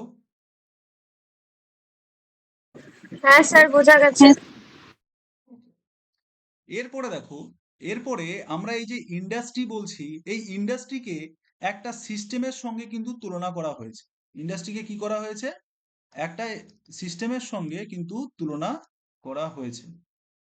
সিস্টেমটা কি? না সিস্টেমটা হচ্ছে, আমরা সিস্টেম কাকে বলি? আমি আগের দিন আলোচনা করেছিলাম, একটা সিস্টেম আমি তাকেই বলবো যার একটা ইনপুট থাকবে, এবং সেই ইনপুটের ফলে সেই ইনপুটটা প্রসেসিং হবে, এবং আউটকাম হিসেবে কোনো একটা আউটকাম থাকবে। তাকে আমরা কি বলছি? না তাকে আমরা সিস্টেম বলছি। তাহলে এই যে ইন্ডাস্ট্রিয়াল সিস্টেমটা আমি বলছি, তাহলে তারও কিছু ইনপুট আউটপুট থাকবে। তাহলে এই ইন্ডাস্ট্রিয়াল সিস্টেমের ইনপুটটা কি? না ইনপুটটা হচ্ছে, তুমি হচ্ছে কি দিচ্ছ? না র মেটেরিয়ালস দিচ্ছ, লেবার দিচ্ছ, তুমি হচ্ছে টাকা দিচ্ছ, জমি দিচ্ছ, ট্রান্সপোর্ট দিচ্ছ, পাওয়ার দিচ্ছ, মানে যে সমস্ত পাওয়ার গুলো লাগছে, আদার যে সমস্ত ইনফ্রাস্ট্রাকচার দরকার বিল্ডিং তৈরি করা বা অন্যান্য কিছু, সেগুলো তোমার ইনপুট। মানে তুমি ওটাকে তৈরি হওয়ার জন্য, প্রস্তুতি করার জন্য দিলে। ঠিক আছে?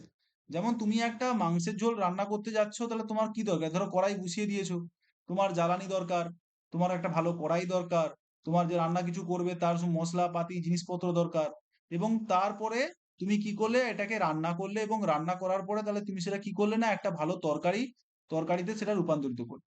ঠিক আছে? তরকারিতে সেটা রূপান্তরিত করলে। এবারে তাহলে এই যে তুমি জিনিসগুলো তা প্রথমে দিলে, তাহলে এটা তোমার ইনপুট। এবার তুমি যখন রান্না করলে সেটা প্রসেসিং, এবং যেটা তরকারি হয়ে বেরিয়ে এলো বা ডিশ হয়ে বেরিয়ে এলো সেটা তোমার কি আউটপুট। তো সেরকমই কোনো একটা ক্ষেত্রে যখন আমরা ইনপুটের কথাটা বলছি, তাহলে ইন্ডাস্ট্রিয়াল সেক্টরের ক্ষেত্রে ইনপুটটা কি হবে, না যেটা দিয়ে তৈরি হবে, র মেটেরিয়ালস লাগবে, লেবার লাগবে, ল্যান্ড লাগবে, সেগুলো আমার ইনপুট। প্রসেসিংটা কি, না যে টেকনোলজিটা আমি ইউজ করব। কি কেন ইউজ করব, না যে টেকনোলজিটা ইউজ করে ওই র মেটেরিয়ালসটাকে আমি চেঞ্জ করে আমার ফিনিশিং প্রোডাক্ট, যে প্রোডাক্টটা আমার সর্বশেষ প্রোডাক্টে আমি জায়গায় রূপ দিতে চাইছি, সে প্রোডাক্টে যে রূপান্তরিত হবে, সেই যে ওয়াইড রেঞ্জ অফ অ্যাক্টিভিটি, মানে যে যে কাজ, সে কাজের মাধ্যমে, যে প্রসেসিং এর মাধ্যমে ওই প্রোডাক্টটা রূপান্তরিত হচ্ছে, সেটা আমার প্রসেসের মধ্যে পড়বে। এবং আউটপুটটা কি হবে, না আউটপুটটা যেটা আমার এন্ড প্রোডাক্ট, মানে লাস্টে আমি যে প্রোডাক্টটা আমি কাঙ্ক্ষিত রয়েছে, বা যে প্রোডাক্টটা আমি চাইছি বের করানোর, যে প্রোডাক্টটা আমার যখন বেরোবে, সেই প্রোডাক্টটার মাধ্যমে, যেটার মাধ্যমে আমি কি করব, না ইনকাম করব, সেই প্রোডাক্টটাই হয়ে গেল আমার ক্ষেত্রে কি আউট। এবার কারোর ক্ষেত্রে হয়তো গুলিয়ে যেতেও পারে, একটা উদাহরণের সঙ্গে বুঝি। যেমন টেক্সটাইল ইন্ডাস্ট্রি, মানে এই কাপড় শিল্পের কথাই বলছি। তাহলে সেখানে ইনপুট হিসেবে আমার কি লাগবে, না কটন লাগবে, যে মানুষ কাজ করবে, হিউম্যান লেবার লাগবে, একটা ফ্যাক্টরি লাগবে, বা এই সমস্ত টেক্সটাইল ইন্ডাস্ট্রির ক্ষেত্রে যে তোমার হয়তো তুলো ফুলো আনার জন্য একটা ট্রান্সপোর্ট কস্ট লাগবে। এবার প্রসেসিং কি, না প্রসেসিং দেখো প্রথমে স্পিনিং করছে, ওয়েভিং করছে, ডাইং করছে, প্রিন্টিং, ফিনিশিং করছে, তারপরে গার্মেন্ট ম্যানুফ্যাকচারিং করছে। তাহলে এই যে পুরো প্রক্রিয়াটা যেটা যাচ্ছে, এটা কিন্তু তোমার কার মধ্যে যাবে, না এটা কিন্তু যাবে প্রসেসিং এর মাধ্যমে। এরপরে আউটপুট প্রোডাক্ট হিসেবে কি হবে, না তুমি যে পোশাকটা পরছো বা পরে আছো, সেই প্রোডাক্টটাই হচ্ছে কি এই টেক্সটাইল ইন্ডাস্ট্রি হচ্ছে কি আউটপুট। সেটা হতে পারে পুমা কোম্পানির, হতে পারে অন্যান্য আদার যে সমস্ত বড় বড় ব্র্যান্ড আছে, সেই সমস্ত বড় বড় ব্র্যান্ডের, ঠিক আছে। কিন্তু এটা হচ্ছে কি একটা ইন্ডাস্ট্রির ইনপুট, প্রসেসিং এবং আউটপুট সিস্টেম। কি বললাম, বোঝা গেছে? ক্লিয়ার হচ্ছে কি? ক্লিয়ার হলো ইন্ডাস্ট্রিয়াল সিস্টেমটা অ্যাকচুয়ালি কি? হ্যাঁ স্যার। কি গো, সবার হ্যাঁটা এত দুর্বল হয়ে পড়ছে কেন? কনফিডেন্সের কি আমরা সবাই অভাব অনুভব করছি? প্রচন্ড মানে চাপ হয়ে যাচ্ছে ব্যাপারটা? বাকিরা বলো, বুঝতে পারছো তো? হ্যাঁ স্যার, বোঝা যাচ্ছে। ওকে। এরপর দেখো, এরপর আমরা ইন্ডাস্ট্রিয়াল সিস্টেম বুঝে নিয়েছি, এবার একটু আবার একটু ভালো জিনিস কিছু বুঝবো। কি বুঝবো, না আমাদের গোটা বিশ্বের মধ্যে কোথায় কোথায় এইরকম ইন্ডাস্ট্রিয়াল রিজিয়ন রয়েছে বা অঞ্চল রয়েছে, ঠিক আছে। কোথায় কোথায় আমাদের এই ইন্ডাস্ট্রিয়াল রিজিয়ন রয়েছে। এটা এরকম হচ্ছে কেন ভাই আজকে?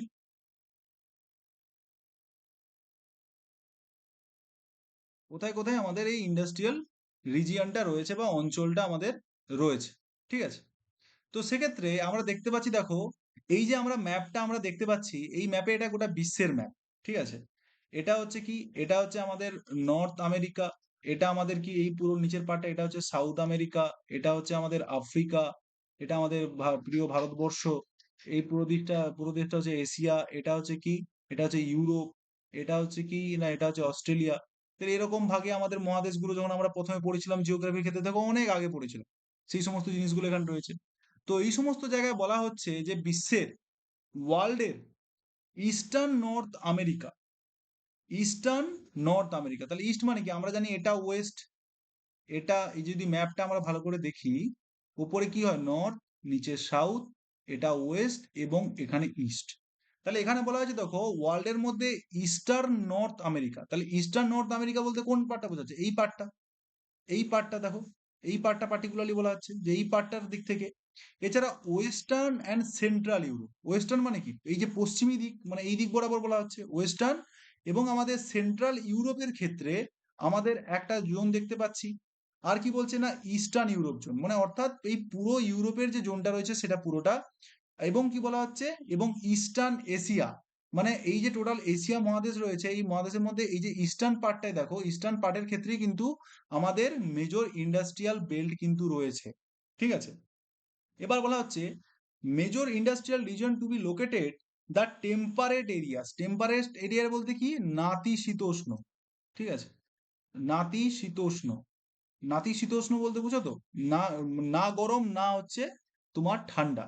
তাহলে সেই নাতিশীতোষ্ণ অঞ্চলেই কিন্তু আমাদের এই টেম্পারেট এরিয়াটা কিন্তু এখানে বলা হচ্ছে, যেখানে দেখা যাচ্ছে বিভিন্ন সি পোর্টস, মানে বন্দরগুলো রয়েছে, বা স্পেশালি কোল ফিল্ড, যে সমস্ত অঞ্চলে তোমার কয়লা খনি রয়েছে, সেই সমস্ত অঞ্চলে আমরা কি দেখতে পাচ্ছি, না সেই সমস্ত অঞ্চলে আমরা দেখতে পাচ্ছি বেশিরভাগ আমাদের ইন্ডাস্ট্রিয়াল বেল্টগুলো তৈরি হচ্ছে। এই ম্যাপে যদি তোমরা ভালো করে দেখো, এখানে যে ধরনের একটা অরেঞ্জ কালারের মানে যেটা দেখানো হচ্ছে সেটা ওয়ার্ল্ড ইন্ডাস্ট্রিয়াল বেল্ট, মানে দেখো এই যে টোটাল দিকটা, আর এইখান থেকে গিয়ে যে এই টোটাল পোর্শনটা, এই পুরো পোর্শনটা কিন্তু ওয়ার্ল্ড ইন্ডাস্ট্রিয়াল বেল্টে বলা হচ্ছে, মানে এই সমস্ত এলাকায় আমরা বেশিরভাগ ইন্ডাস্ট্রিগুলো দেখতে পাচ্ছি। আর ইন্ডাস্ট্রিয়াল রিজিয়নের কথা বলা হচ্ছে, কিছু কিছু পকেট রিজিয়ন গুলো রয়েছে দেখো, যেগুলো কালো কালো দিয়ে দেখানো হয়েছে, এখানে এইখানে এইখানে এইখানে বা এই দিক এই দিক, এই সমস্ত জায়গায় কিন্তু আমাদের কি রয়েছে না, এগুলো এই সমস্ত জায়গায় আমাদের ইন্ডাস্ট্রিয়াল রিজিয়ন, মানে কোনো একটা পার্টিকুলারলি অঞ্চল, যেই অঞ্চলে তোমার হচ্ছে কি বড় বড় কিছু ইন্ডাস্ট্রি রয়েছে সেগুলো তোমাদের এখানে বলা হয়েছে। এবং যে এরিয়া বরাবর রয়েছে তখন সেটাকে আমরা কি বলছি, সেটাকে আমরা বলছি মানে ইন্ডাস্ট্রিয়াল বেল্ট, মানে পুরো এরিয়াটা যে বেশিরভাগ অঞ্চল, যে অঞ্চল বরাবর আমরা ইন্ডাস্ট্রির এরিয়াটা লোকেশন করতে পারছি, সেটাকে আমরা ইন্ডাস্ট্রিয়াল বেল্ট হিসাবে আমরা বলছি।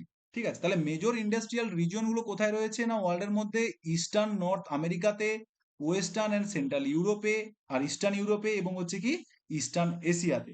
আর রিজিয়নের দিক থেকে দেখতে গেলে যদি লোকালিটির ভিত্তিতে ভাগ করে দেখি, তাহলে আমরা দেখতে পাবো বেশিরভাগ কিন্তু যে ইন্ডাস্ট্রিয়াল জায়গাগুলো রয়েছে সেটা টেম্পারেট এরিয়াতে কিন্তু রয়েছে।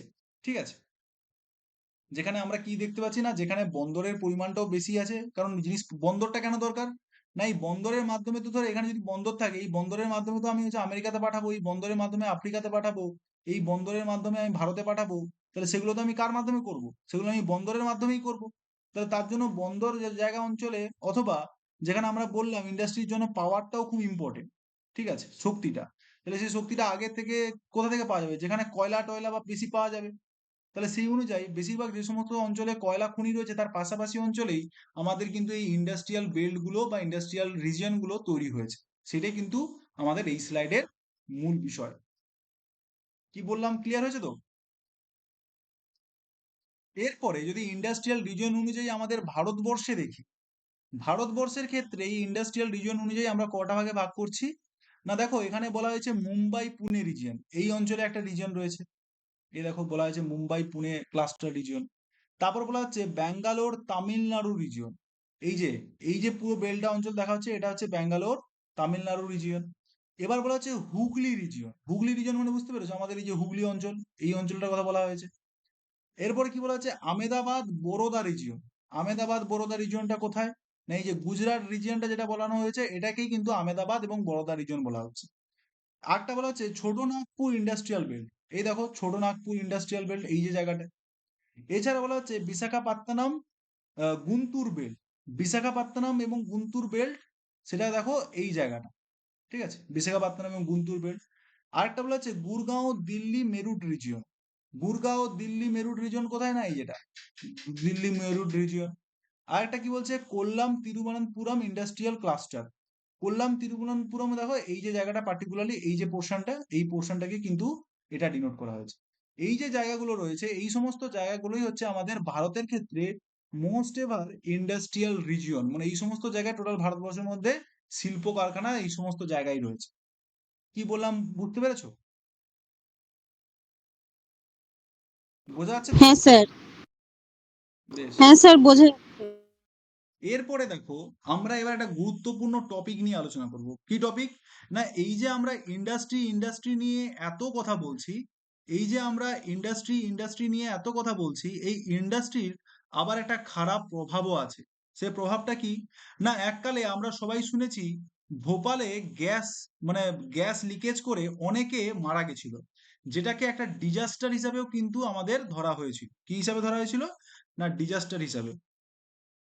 ঠিক আছে, কেন ধরা হয়েছিল, কারণ এখানে শতাধিক মানুষ, অনেক মানুষ মারা গেছে। যেখানে দেখো বলা আছে, দেখো 3,598টা অফিসিয়াল ডেথ বলা হয়েছে, আনঅফিসিয়াল তো আরো মারা যায়। 3,598 জন মানুষের মৃত্যু হয়েছিল, এবং সেটা কবে ঘোষণা হয়েছিল, 1989 সালে। ঠিক আছে, ঘটনাটা কবে ঘটেছিল না, 1984 সালে 3 ডিসেম্বর। ঠিক আছে, মানে 12টা রাত্রির দিকে করে হতে হয়েছিল জিনিসটা। কেন হয়েছিল বলা হয়েছে, দেখো টেকনোলজিক্যাল অ্যাক্সিডেন্ট হয়েছিল, লিকেজ হয়ে গেছিল। কিসের লিকেজ না, পয়জনাস মিথাইল আইসোনেট, এবং যেটাকে বলা হয় এমআইসি। একটা হচ্ছে হাইড্রোজেন সিলিন্ডার। হাইড্রোজেন সিলিন্ডার খুবই মানে একটা রিস্কি একটা জিনিস। ঠিক আছে, খুব সাবধানে রাখতে হয়। এবং আদার্স অন্যান্য প্রোডাক্ট গুলো রয়েছে, সেই প্রোডাক্ট মানে সেই সমস্ত প্রোডাক্ট গুলো বা সেই গ্যাসগুলো লিকেজ হয়ে কি হয়েছে না ওইখানে অন্যান্য যে সমস্ত মানুষ রয়েছে সেই মানুষগুলো মারা গেছে। ঠিক আছে, এই ইন্ডাস্ট্রিটা অ্যাকচুয়ালি কি না, ইন্ডাস্ট্রিটা হচ্ছে একটা পেস্টিসাইড ফ্যাক্টরি ছিল। পেস্টিসাইড আমরা জানি পেস্টিসাইড জিনিসটা কি, যেগুলো আমাদের চাষবাসের ক্ষেত্রে পেস্টিসাইড গুলো ইউজ করা হয়।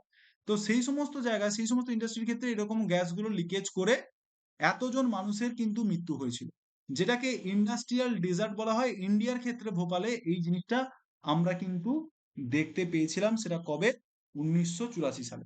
এছাড়া বিভিন্ন জায়গায়ও দেখা যায়। তাহলে এরকম যখন ইন্ডাস্ট্রিয়াল ডিজাস্টার গুলো যখন আমরা দেখতে পাচ্ছি, ঠিক আছে, সেই ইন্ডাস্ট্রিয়াল ডিজাস্টার গুলো যখন দেখতে পাচ্ছি, তাকে রিডাকশন করার জন্য বা সতর্ক হওয়ার জন্য আমাদের কি কি স্টেপ নিতে হবে। বলা হয়েছে যেই সমস্ত জায়গায় ইন্ডাস্ট্রি তৈরি হবে সেই সমস্ত জায়গায় কিন্তু ডেনসিটি মানে ডেন্স পপুলেটেড এরিয়ায় কিন্তু আমাদের কি করা যাবে না, আমাদের এরকম ইন্ডাস্ট্রিয়াল এরিয়াগুলো তৈরি করা যাবে না। যে সমস্ত জায়গায় রেসিডেন্সিয়াল এরিয়া রয়েছে সেই সমস্ত জায়গায় করা যাবে না। তাহলে কি করতে হবে না, রেসিডেন্সিয়াল এরিয়া ছেড়ে তাদেরকে অনেক দূরে রেখে তারপরে সেরকম একটা ডিস্টেন্স মেনটেন করে কিন্তু আমাদের এই ইন্ডাস্ট্রিয়াল এরিয়াগুলো তৈরি করতে হবে। ঠিক আছে, দ্বিতীয়ত কি বলা হচ্ছে না, দ্বিতীয়ত বলা হচ্ছে আমাকে যে মানুষজন আশেপাশে থাকবে যারা ইন্ডাস্ট্রিয়াল বেল্টের কাছাকাছি হয়তো রয়েছে সেই সমস্ত মানুষদেরকে কিন্তু অ্যাওয়ার থাকতে হবে। কি অ্যাওয়ার থাকতে হবে না, কোথায় তোমার মানে হাইড্রোজেনাস গ্যাস রয়েছে কিনা, বা যারা কোম্পানির যে সমস্ত মানুষরা কাজ করছে তাদেরকে অ্যাওয়ার থাকতে হবে কোথায় লিকেজ করছে কিনা বা কোনো জায়গায় প্রবলেম হচ্ছে কিনা। তাহলে সেই সমস্ত জিনিস বা তার পরবর্তীকালে যদি ঘটেও যায় তার জন্য আমাদের কি কি নেসেসিটি ব্যবস্থা নিতে হবে সেগুলো সমস্ত কিছু আমাদের কিন্তু কি থাকতে হবে, আমাদের অ্যাওয়ার থাকতে হবে। তারপরে বলা হয়েছে কি না, যদি কোনো কারণে আগুন লেগে যায় বা কিছু হয় তাহলে তার জন্য আমাদের ফায়ার ওয়ারিং মানে হয়তো কোনো জায়গায় আগুন লেগে গেছে তো সেই সমস্ত ওয়ার্নিং দেওয়ার জন্য তো একটা বেল বেল বা সেই সমস্ত জিনিসগুলো তো করা দরকার, বা ওয়ার্নিং সিন, যুদ্ধ হচ্ছে বলে আমাদের একটা সেই সময় মক ড্রিল হচ্ছিল না, একটা আওয়াজের মাধ্যমে আমাদের বুঝে যেতে হতো। তাহলে মানে ফাইটিং সিস্টেম বা তাকে মানে মোকাবিলা করার জন্য কি করে আমাদের ব্যবস্থা নিতে হবে সেগুলো জানতে হবে। এছাড়া কি না, যে সমস্ত টক্সিক সাবসিস্টেন্স মানে যেগুলো লিকেজ করে মানুষ মারা যেতে পারে সেই সমস্ত জিনিস যতটা কম রাখা যায়, লিমিটেড রাখা যায়, শর্টেজটা যত কম করে রাখা যায় সেটা আমাকে দেখতে হবে, কারণ বেশি রাখলে ব্লাস্ট হয়ে গেলেও তাতেও প্রবলেম রয়েছে। এবং পলিউশন ডিসপারশন কোয়ালিটি মানে পলিউশন যাতে না ঘটে সেই সমস্ত দিক থেকে সেই সমস্ত উপাদানগুলোকে আমাকে ব্যবহার করতে হবে যাতে আশেপাশে মানুষদের কি হয় না, সে আশেপাশে মানুষদের যাতে ক্ষতি না হয়। এই সমস্ত মেজারমেন্ট গুলো কিন্তু আমাদের নিতে হবে। কি বললাম বুঝে গেছে? এরপরে আমরা জানবো যে মেজর ইন্ডাস্ট্রি যেগুলো আমরা পড়লাম সেই ইন্ডাস্ট্রিজ গুলো কি কি। ঠিক আছে, আমরা দেখব টোটাল যে সমস্ত ইন্ডাস্ট্রি রয়েছে সেই ইন্ডাস্ট্রির মধ্যে আমরা মূলত তিনটে ভাগে ভাগ করেছি যেগুলো মেজর। অন্যান্য অনেক ইন্ডাস্ট্রি রয়েছে, তার মধ্যে মুখ্য যে সমস্ত ইন্ডাস্ট্রিগুলো রয়েছে সেগুলো কি কি না, প্রথমে দেখো আমরা যেটা বলছি সেটা হচ্ছে কি, আয়রন অ্যান্ড স্টিল ইন্ডাস্ট্রি। সব থেকে মুখ্য এবং মেজর ইন্ডাস্ট্রি হচ্ছে কি না আয়রন অ্যান্ড স্টিল ইন্ডাস্ট্রি, যেটা হচ্ছে গোটা বিশ্বের প্রাচীনতম ইন্ডাস্ট্রির মধ্যে একটা এটা। এবং সঙ্গে টেক্সটাইল ইন্ডাস্ট্রি, এই দুটোকেই আমরা কিন্তু ওল্ডার ইন্ডাস্ট্রি বলছি, মানে সব থেকে পুরনো ইন্ডাস্ট্রিদের মধ্যে এগুলো বলছি। আয়রন অ্যান্ড স্টিল ইন্ডাস্ট্রি যেটা পাওয়া যায় সেটা কোথায় পাওয়া যায় না, আয়রনের দেখো আয়রন কোম্পানি বা স্টিল কোম্পানি কোথায় রয়েছে না, জার্মানিতে রয়েছে, ইউএসএ তে রয়েছে, চায়না, জাপান এবং রাশিয়াতে আয়রন এবং স্টিল ইন্ডাস্ট্রি কোম্পানির পরিমাণটা সব থেকে বেশি। এরপরে যদি আমি দেখি টেক্সটাইল বা কাপড়ের আসবাবপত্রের দিক থেকে যদি আমরা দেখি সেটা সব থেকে বেশি কোথায় হচ্ছে না, সেটাই আমাদের কিন্তু প্রথমে কিন্তু ভারতের নাম আছে।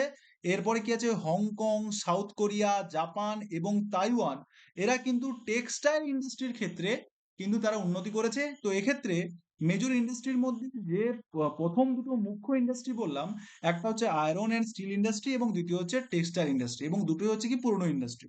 কিন্তু আর একটা মেজর ইন্ডাস্ট্রিটা হচ্ছে সেটা হচ্ছে ইনফরমেশনাল অ্যান্ড টেকনোলজি ইন্ডাস্ট্রি।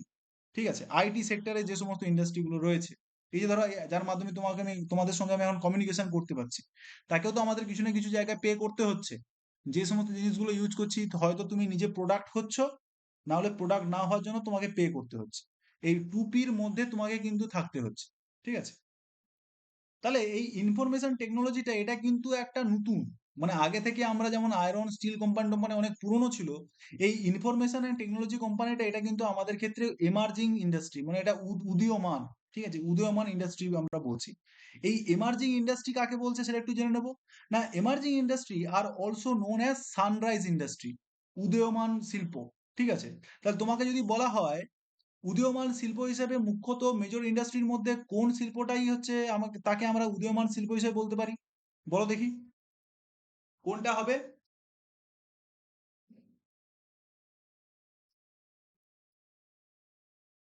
শুনতে পাচ্ছ তো সবাই? হ্যালো? হ্যাঁ স্যার, শোনা হ্যাঁ, তো বলছি এমার্জিং ইন্ডাস্ট্রি বলতে যেটা নতুন রাইজ করছে এবং ভবিষ্যতে অনেক জায়গায় তার ইন্ডাস্ট্রিটা পরবর্তীকালে গ্রোথ করতে পারে।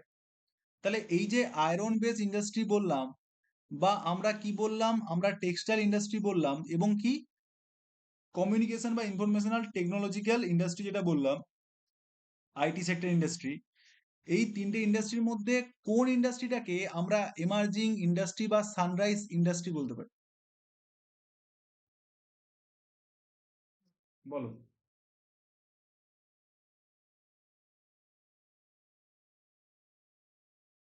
Sir information technology. হ্যাঁ, বাকিরা, বাকিরা কি শুনছো না? চলে গেছো নাকি ফোন রেখে দিয়ে চলে গেছো, শুনছো না?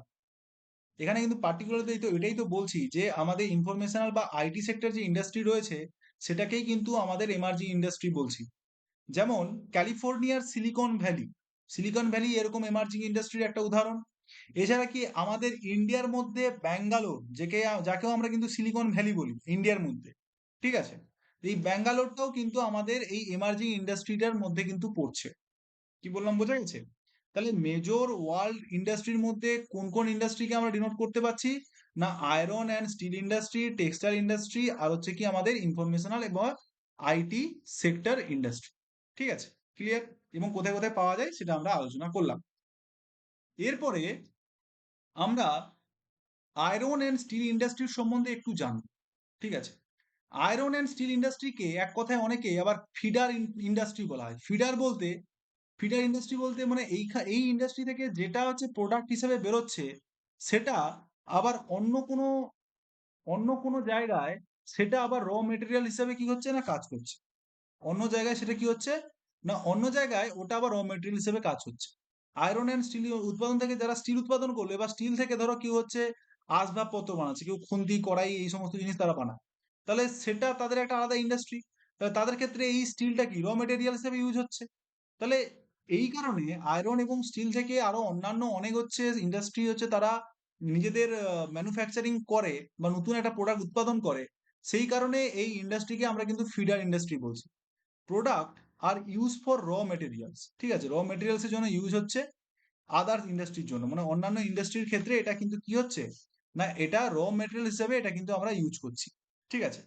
এবার আয়রন এন্ড স্টিল ইন্ডাস্ট্রির ক্ষেত্রে যদি আমরা ইনপুট দেখি তাহলে ইনপুটটা কি হবে, না ইনপুটটা হবে আয়রন ওর। মানে এখানে ওর কথাটা লেখা আছে দেখো, মানে আকরিকটা লুকিয়ে আছে। এই আকরিকটাকেই তো আমি বাদ দেবো, কারণ এই আকরিকটাকে তো আমি মাটি থেকে উত্তোলন করে পেয়েছি। এছাড়া কি লাগছে, না এছাড়া পাওয়ারের জন্য আমার কোল লাগছে, মানে কি কয়লা, লাইমস্টোন মানে চুনা পাথর। এছাড়া কি লাগছে, না লেবার লাগছে, টাকা লাগছে, যেই জায়গায় বা যে জমি আমার জমিতে কাজ হবে সেই জমি লাগছে, এবং আদার ইনফ্রাস্ট্রাকচার কিন্তু আমার লাগছে। এগুলো হচ্ছে কি আমার আয়রন অ্যান্ড স্টিল ইন্ডাস্ট্রির ইনপুট হিসেবে গেল। প্রসেসিংটা কি, না ব্লাস্ট ফার্নেস, যেখানে আমরা কি করব না ওই সমস্ত আয়রন ওরগুলোকে একটা বড় বার্নর করে সেখানে জ্বালিয়ে পুড়িয়ে তপ্ত করে আকরিকটাকে বের করে নেব। সেই সমস্ত জিনিসকে আমরা কি বলছি, ব্লাস্ট ফার্নেস হোয়ার আন্ডার গোস কি স্মেল্টিং। স্মেল্টিং বলতে কি বোঝাচ্ছে, মানে যেটাকে আমি গলানোটা বলছি, it is the process in which metals are extracted. Metals বলতে এখানে ধাতু, ঠিক আছে, আমরা মিনারেলস পড়ার সময় পড়েছিলাম একটা হচ্ছে মেটাল একটা হচ্ছে নন মেটাল। এই মেটালের মধ্যে আবার কি বলছে, যেখানে ফেরাসের পরিমাণটা থাকছে তার কথা বলা হচ্ছে। তাহলে এইখানে এই যে আয়রন ওরটাকে আমরা গলিয়ে আমরা মেটালটা বের করছি, সেই মেটালটা হচ্ছে কি না আয়রনটা, ঠিক আছে, আয়রনটা বের করছি, ঠিক আছে। এই আয়রন যে এক্সট্রাক্ট করে বের করছি হিটিং দিয়ে, মেল্টিং করে, তখন তাকেই আমরা কি বলছি, স্মেল্টিং বলছি। এবং স্মেল্টিং করার পরে আমরা কি বলছি না রিফাইন প্রোডাক্টটা আমরা কিন্তু ওইখান থেকে বের করছি, ঠিক আছে। এবং তাহলে আউটপুট হিসাবে তাহলে কি বেরিয়ে এলো না, আউটপুট হিসাবে আমরা কিন্তু ওইখান থেকে কি পাচ্ছি না স্টিল পাচ্ছি। তাহলে আয়রন ওর দিলাম, তাতে হচ্ছে আমরা কি দিলাম লাইমস্টোন দিলাম, এই সমস্ত কিছু দিয়ে আমরা কিন্তু কি পাচ্ছি না লাস্ট অব্দি আউটকামটা হিসেবে কি পাচ্ছি না স্টিল পাচ্ছি। যেটা আবার কি হচ্ছে না বিভিন্ন আদার্স ইউনিভার্সিটি মানে আদার্স ইন্ডাস্ট্রির ক্ষেত্রে এইটা আবার র মেটেরিয়ালস হিসাবে কাজ করছে। কি বললাম বোঝা গেছে? সেটা আবার কি করছে, আদার্স অন্যান্য কোম্পানির ক্ষেত্রে সেটা আবার র মেটেরিয়ালস হিসাবে সেটা আবার কাজ করছে। ক্লিয়ার হচ্ছে কি ব্যাপারটা? হ্যাঁ স্যার। এরপর দেখো তোমাদের এই ছবিটা দেখে এতক্ষণ তোমাদের যা বললাম, এই দেখো আকরিক হিসাবে আয়রন ওর, লাইমস্টোন এবং কোক, ঠিক আছে, এই সমস্ত জিনিস কিন্তু পড়ছে। একটা গরম ব্লাস্ট ফার্নাল মানে এই যে যার ভিতর দিয়ে এটা গলছে সেটাকে বলছে ব্লাস্ট ফার্নালে কি করা হচ্ছে না এখানে হিট দেওয়া হচ্ছে, হিট দিয়ে মানে ওটাকে ফোটানো হচ্ছে, ফুটিয়ে মোল্টেন আয়রনটা যেটা আছে যেটা হচ্ছে তোমার মেটাল, সেই মেটালটাকে এক্সট্রাক্ট করে বের করে নেওয়া হচ্ছে এবং যে সমস্ত বর্জ্য পদার্থ যেগুলো রয়েছে সেগুলোকে এদিক থেকে বের করে দেওয়া হচ্ছে, ঠিক আছে। এখানেই বলা হচ্ছে যে আমরা আয়রন ওর থেকে আমরা কি করছি না স্টিল উৎপাদন করছি। তাহলে এই যে 1 টন স্টিল আমরা উৎপাদন করতে কত খরচা হচ্ছে দেখো, 8 টন কোল লাগছে, কারণ এই জ্বালানি হিসাবে জ্বালানোর জন্য তো আমার কয়লা দরকার। আর কি করছে না 4 টন আয়রন ওর, মানে আয়রন ওর থেকে তো আমি জিনিসটাকে বের করব, এবং 1 টন হচ্ছে লাইমস্টোন। তাহলে 8 টন আমার হচ্ছে কি লাগছে, 8 টন আমার হচ্ছে লাগছে কোল। আর কি লাগছে না 4 টন আমার লাগছে হচ্ছে কি আয়রন, মানে আয়রন ওর, এবং 1 টন আমাদের কিন্তু লাইমস্টোন লাগছে মানে চুনা পাথর লাগছে। সেখান থেকে এতগুলো প্রোডাক্ট লাগছে, তার বিনিময়ে আমি কত পাবো না 1 টন আমি স্টিল পাবো, ঠিক আছে। 1 টন আমি কি পাবো স্টিল পাবো। কি বললাম বোঝা গেছে? তো এখানে বলা হয়েছে দেখো, এই steel is often call backbone of modern industry. এই স্টিলকে আবার কি বলা হচ্ছে সমস্ত ইন্ডাস্ট্রির ব্যাকবোন। কারণ দেখো সমস্ত ইন্ডাস্ট্রির ক্ষেত্রে তুমি আমি এই যে পেট্রোলিয়াম জাল নিয়ে আলোচনা করছিলাম, এই পেট্রোল এক জায়গা থেকে পেট্রোল অন্য জায়গায় পেট্রোল নিয়ে যেতে আমরা কি করি, বড় বড় লরির বাঙ্কার গুলো ইউজ করি না, যার পিছনে এরকম গোল গোল হয়ে থাকে, সেগুলো কি দিয়ে তৈরি, এই যে তেলটা আমি নিয়ে যাচ্ছি, সেই তেলটা নিয়ে যাওয়ার জন্যই তো আমার এই স্টিলের হচ্ছে একটা ফানেল দরকার পড়ছে। কি বললাম বুঝতে পেরেছো? সেটাকে করার জন্য তো আমার একটা স্টিলের ফানেল দরকার পড়ছে। তাহলে প্রতিটা ইন্ডাস্ট্রির ক্ষেত্রে আমাদের কিন্তু এই স্টিলটা দরকার পড়ে। তার জন্য এই স্টিল ইন্ডাস্ট্রিকে আমরা কি বলছি না ব্যাকবোন মডার্ন ইন্ডাস্ট্রি বলছি, মানে মডার্ন ইন্ডাস্ট্রির ক্ষেত্রে এটা হচ্ছে আমার প্রধান কেন্দ্রবিন্দু, ঠিক আছে।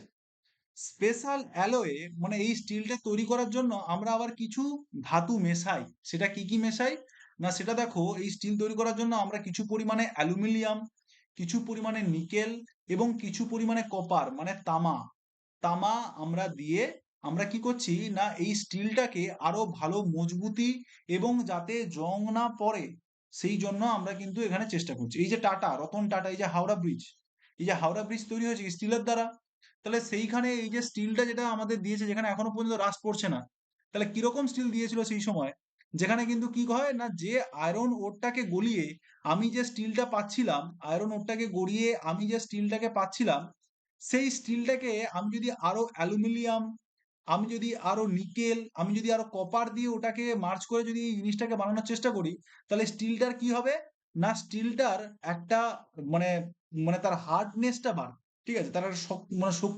শক্তিপুক্ত এরকম একটা জিনিস হবে, শক্তপোক্ত জিনিস হবে, যেটাকে কি হবে না বিভিন্ন কাজে লাগানো যেতে পারে। কি কি কাজে লাগানো যেতে পারে দেখো, এখানে বলা হয়েছে শিপিং মানে জাহাজের ক্ষেত্রে, ট্রেনের বগির ক্ষেত্রে, ট্রাক্সের ক্ষেত্রে, অটোর ক্ষেত্রে, সব জায়গায় কিন্তু আমাদের কিন্তু এই স্টিলটা কিন্তু ইউজ হচ্ছে। ইভেন বলা হচ্ছে এই যে সেফটি পিন, যে সেফটি পিন ছাড়া আমাদের এখন মেয়েদের জীবন হয়তো কাটে না, এই ওই করতে বা অন্যান্য বিভিন্ন ক্ষেত্রে আমরা ইউজ করে থাকি সেই সেফটি পিন, অথবা নিডলস যেখান থেকে আমাদের মানে ইঞ্জেকশন দেওয়া হয়, সেই ইঞ্জেকশন গুলো তৈরি করা হয় কিসে, এই স্টিলের দ্বারাই কিন্তু তৈরি হচ্ছে। তাহলে দেখেছো ওই স্টিল কত জায়গায় কাজে লাগছে।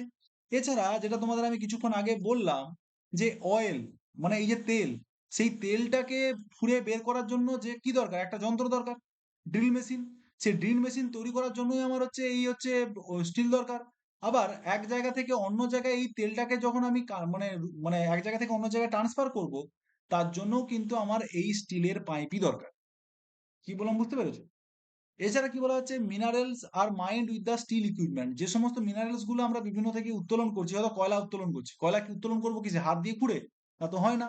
তাহলে স্টিলের যে সমস্ত দিয়ে যে সমস্ত বড় বড় মানে ভারী মানে ওই যে ক্রেন বা যে সমস্ত জিনিসগুলো সেটা খোঁড়ার কাজ করছে, তাহলে সেটা কোথা থেকে হচ্ছে?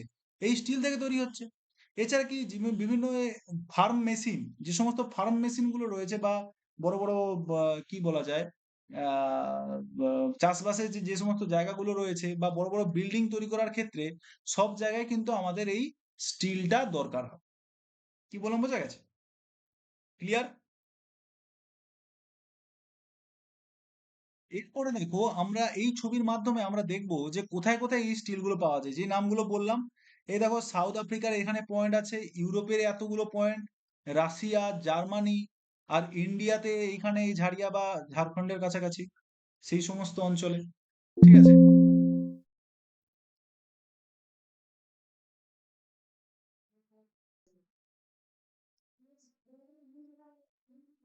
আচ্ছা, স্ক্রিনটা দেখতে পাচ্ছ নাকি একটু জানিও।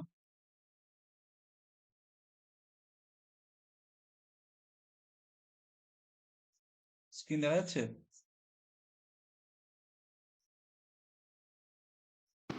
হ্যাঁ স্যার।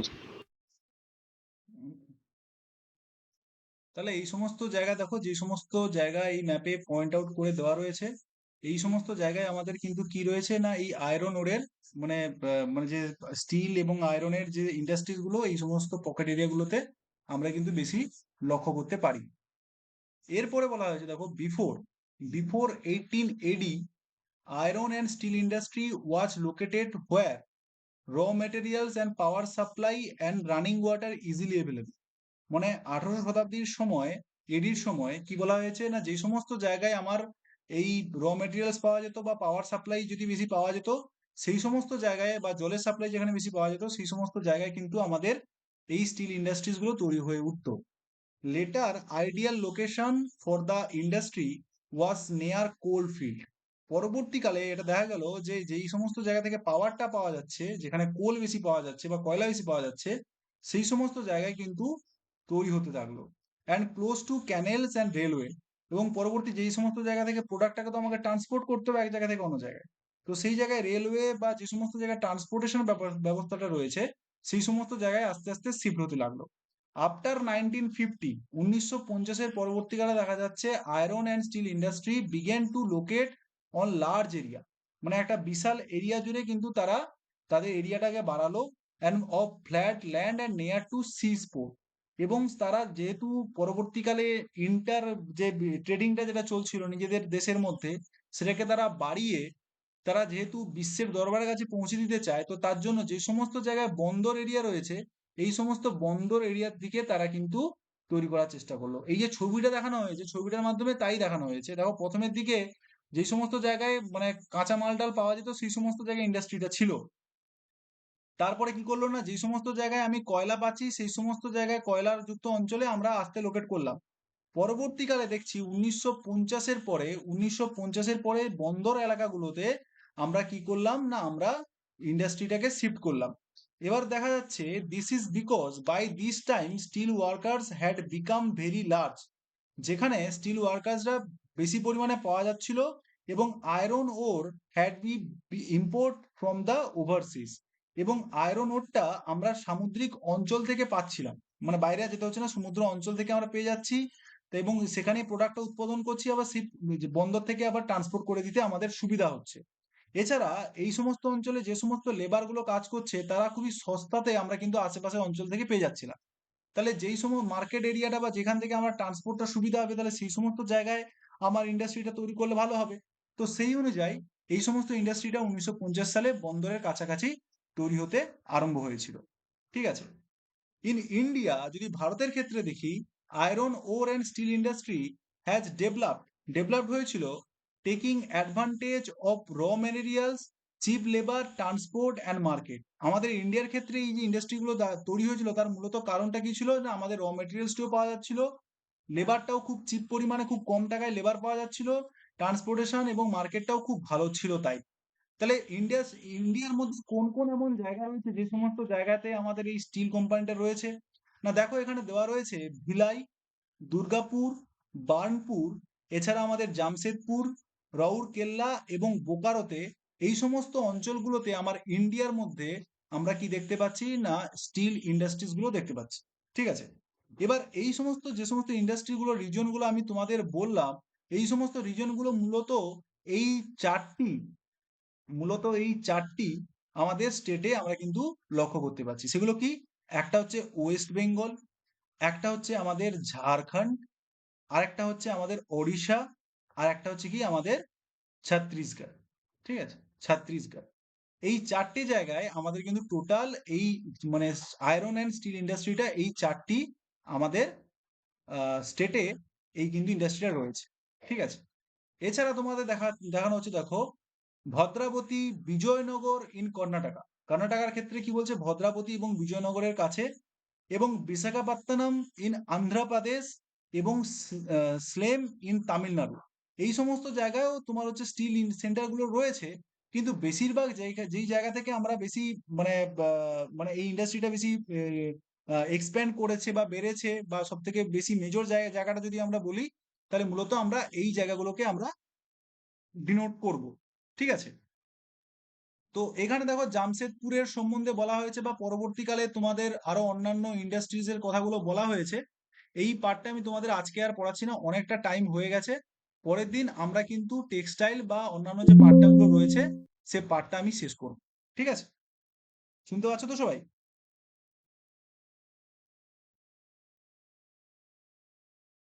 সবাই শুনতে পাচ্ছ? হ্যালো? হ্যাঁ হ্যাঁ স্যার, স্যার, হ্যাঁ স্যার, আহ, শোনা যাচ্ছে। ওকে, দাঁড়াও।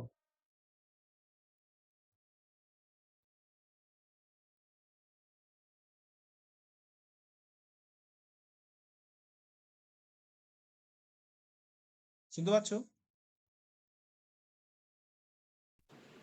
হ্যাঁ স্যার। হ্যাঁ স্যার। তো তোমরা আজকে তাহলে কি এই পর্যন্ত থাকুক নাকি? আমরা মূলত তাহলে এতক্ষণ জানলাম। তোমরা কতটা দেখতে পেয়েছো বলো তো? এটা একটু কনফার্ম করে নাও। জামশেদপুর পর্যন্ত যা বললাম সেটা সবাই দেখতে পেয়েছো তো?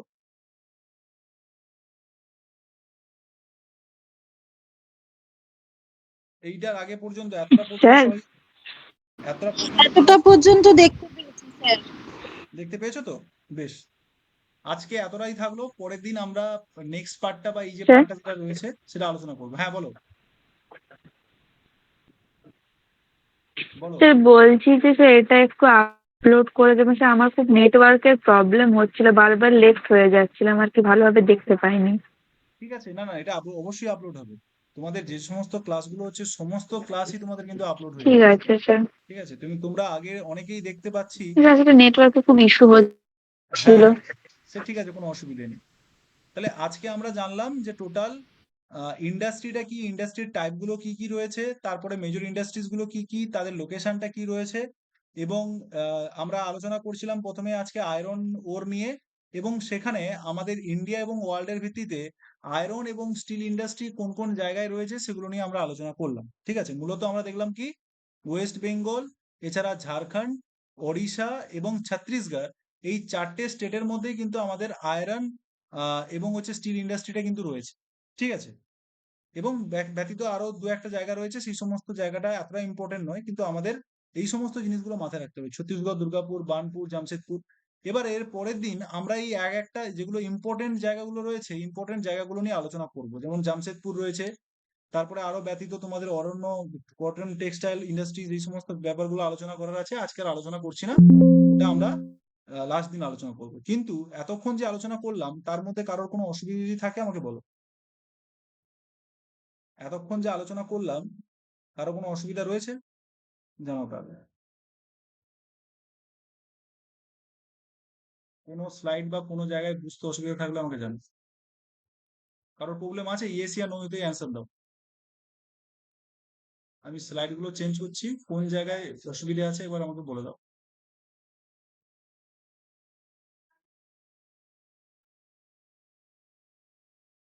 এতটুকু হয়েছে। Any problem? ইয়েস ইয়া নো? তোমরা খুবই রিপ্লাই করতে চাও না। না শুনতে পাচ্ছ? স্যার। ওকে ওকে, ঠিক আছে। চলো তাহলে আজকে প্রেজেন্টটা নিয়ে নিই, হ্যাঁ। বলো তো 1 থেকে 10 পর্যন্ত কারা কারা আছো? এক, আচ্ছা, 1 আছো, তারপরে? দুই, তারপর? ফোর, 4, ওকে। তারপরে? সাত, 7, তারপরে? 10 এর মধ্যে আর কেউ আছো? ওকে। 11 থেকে 20? 11 থেকে স্যার 20 মধ্যে? 18। আচ্ছা, 18। আর 11 থেকে 20 মধ্যে আর কেউ নেই? বেশ। আচ্ছা, এরপর বলো 21 থেকে 34? স্যার 24। 24? স্যার 23। 23?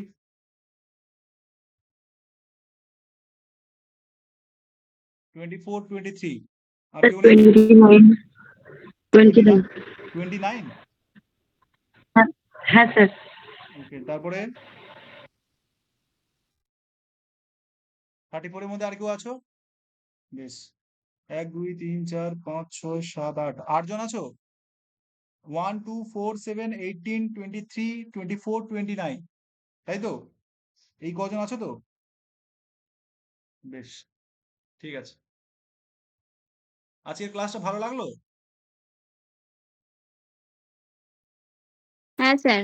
হ্যাঁ স্যার, ভালো লেগেছে। হ্যাঁ স্যার। পিপিটিটা কেমন লাগলো বলো?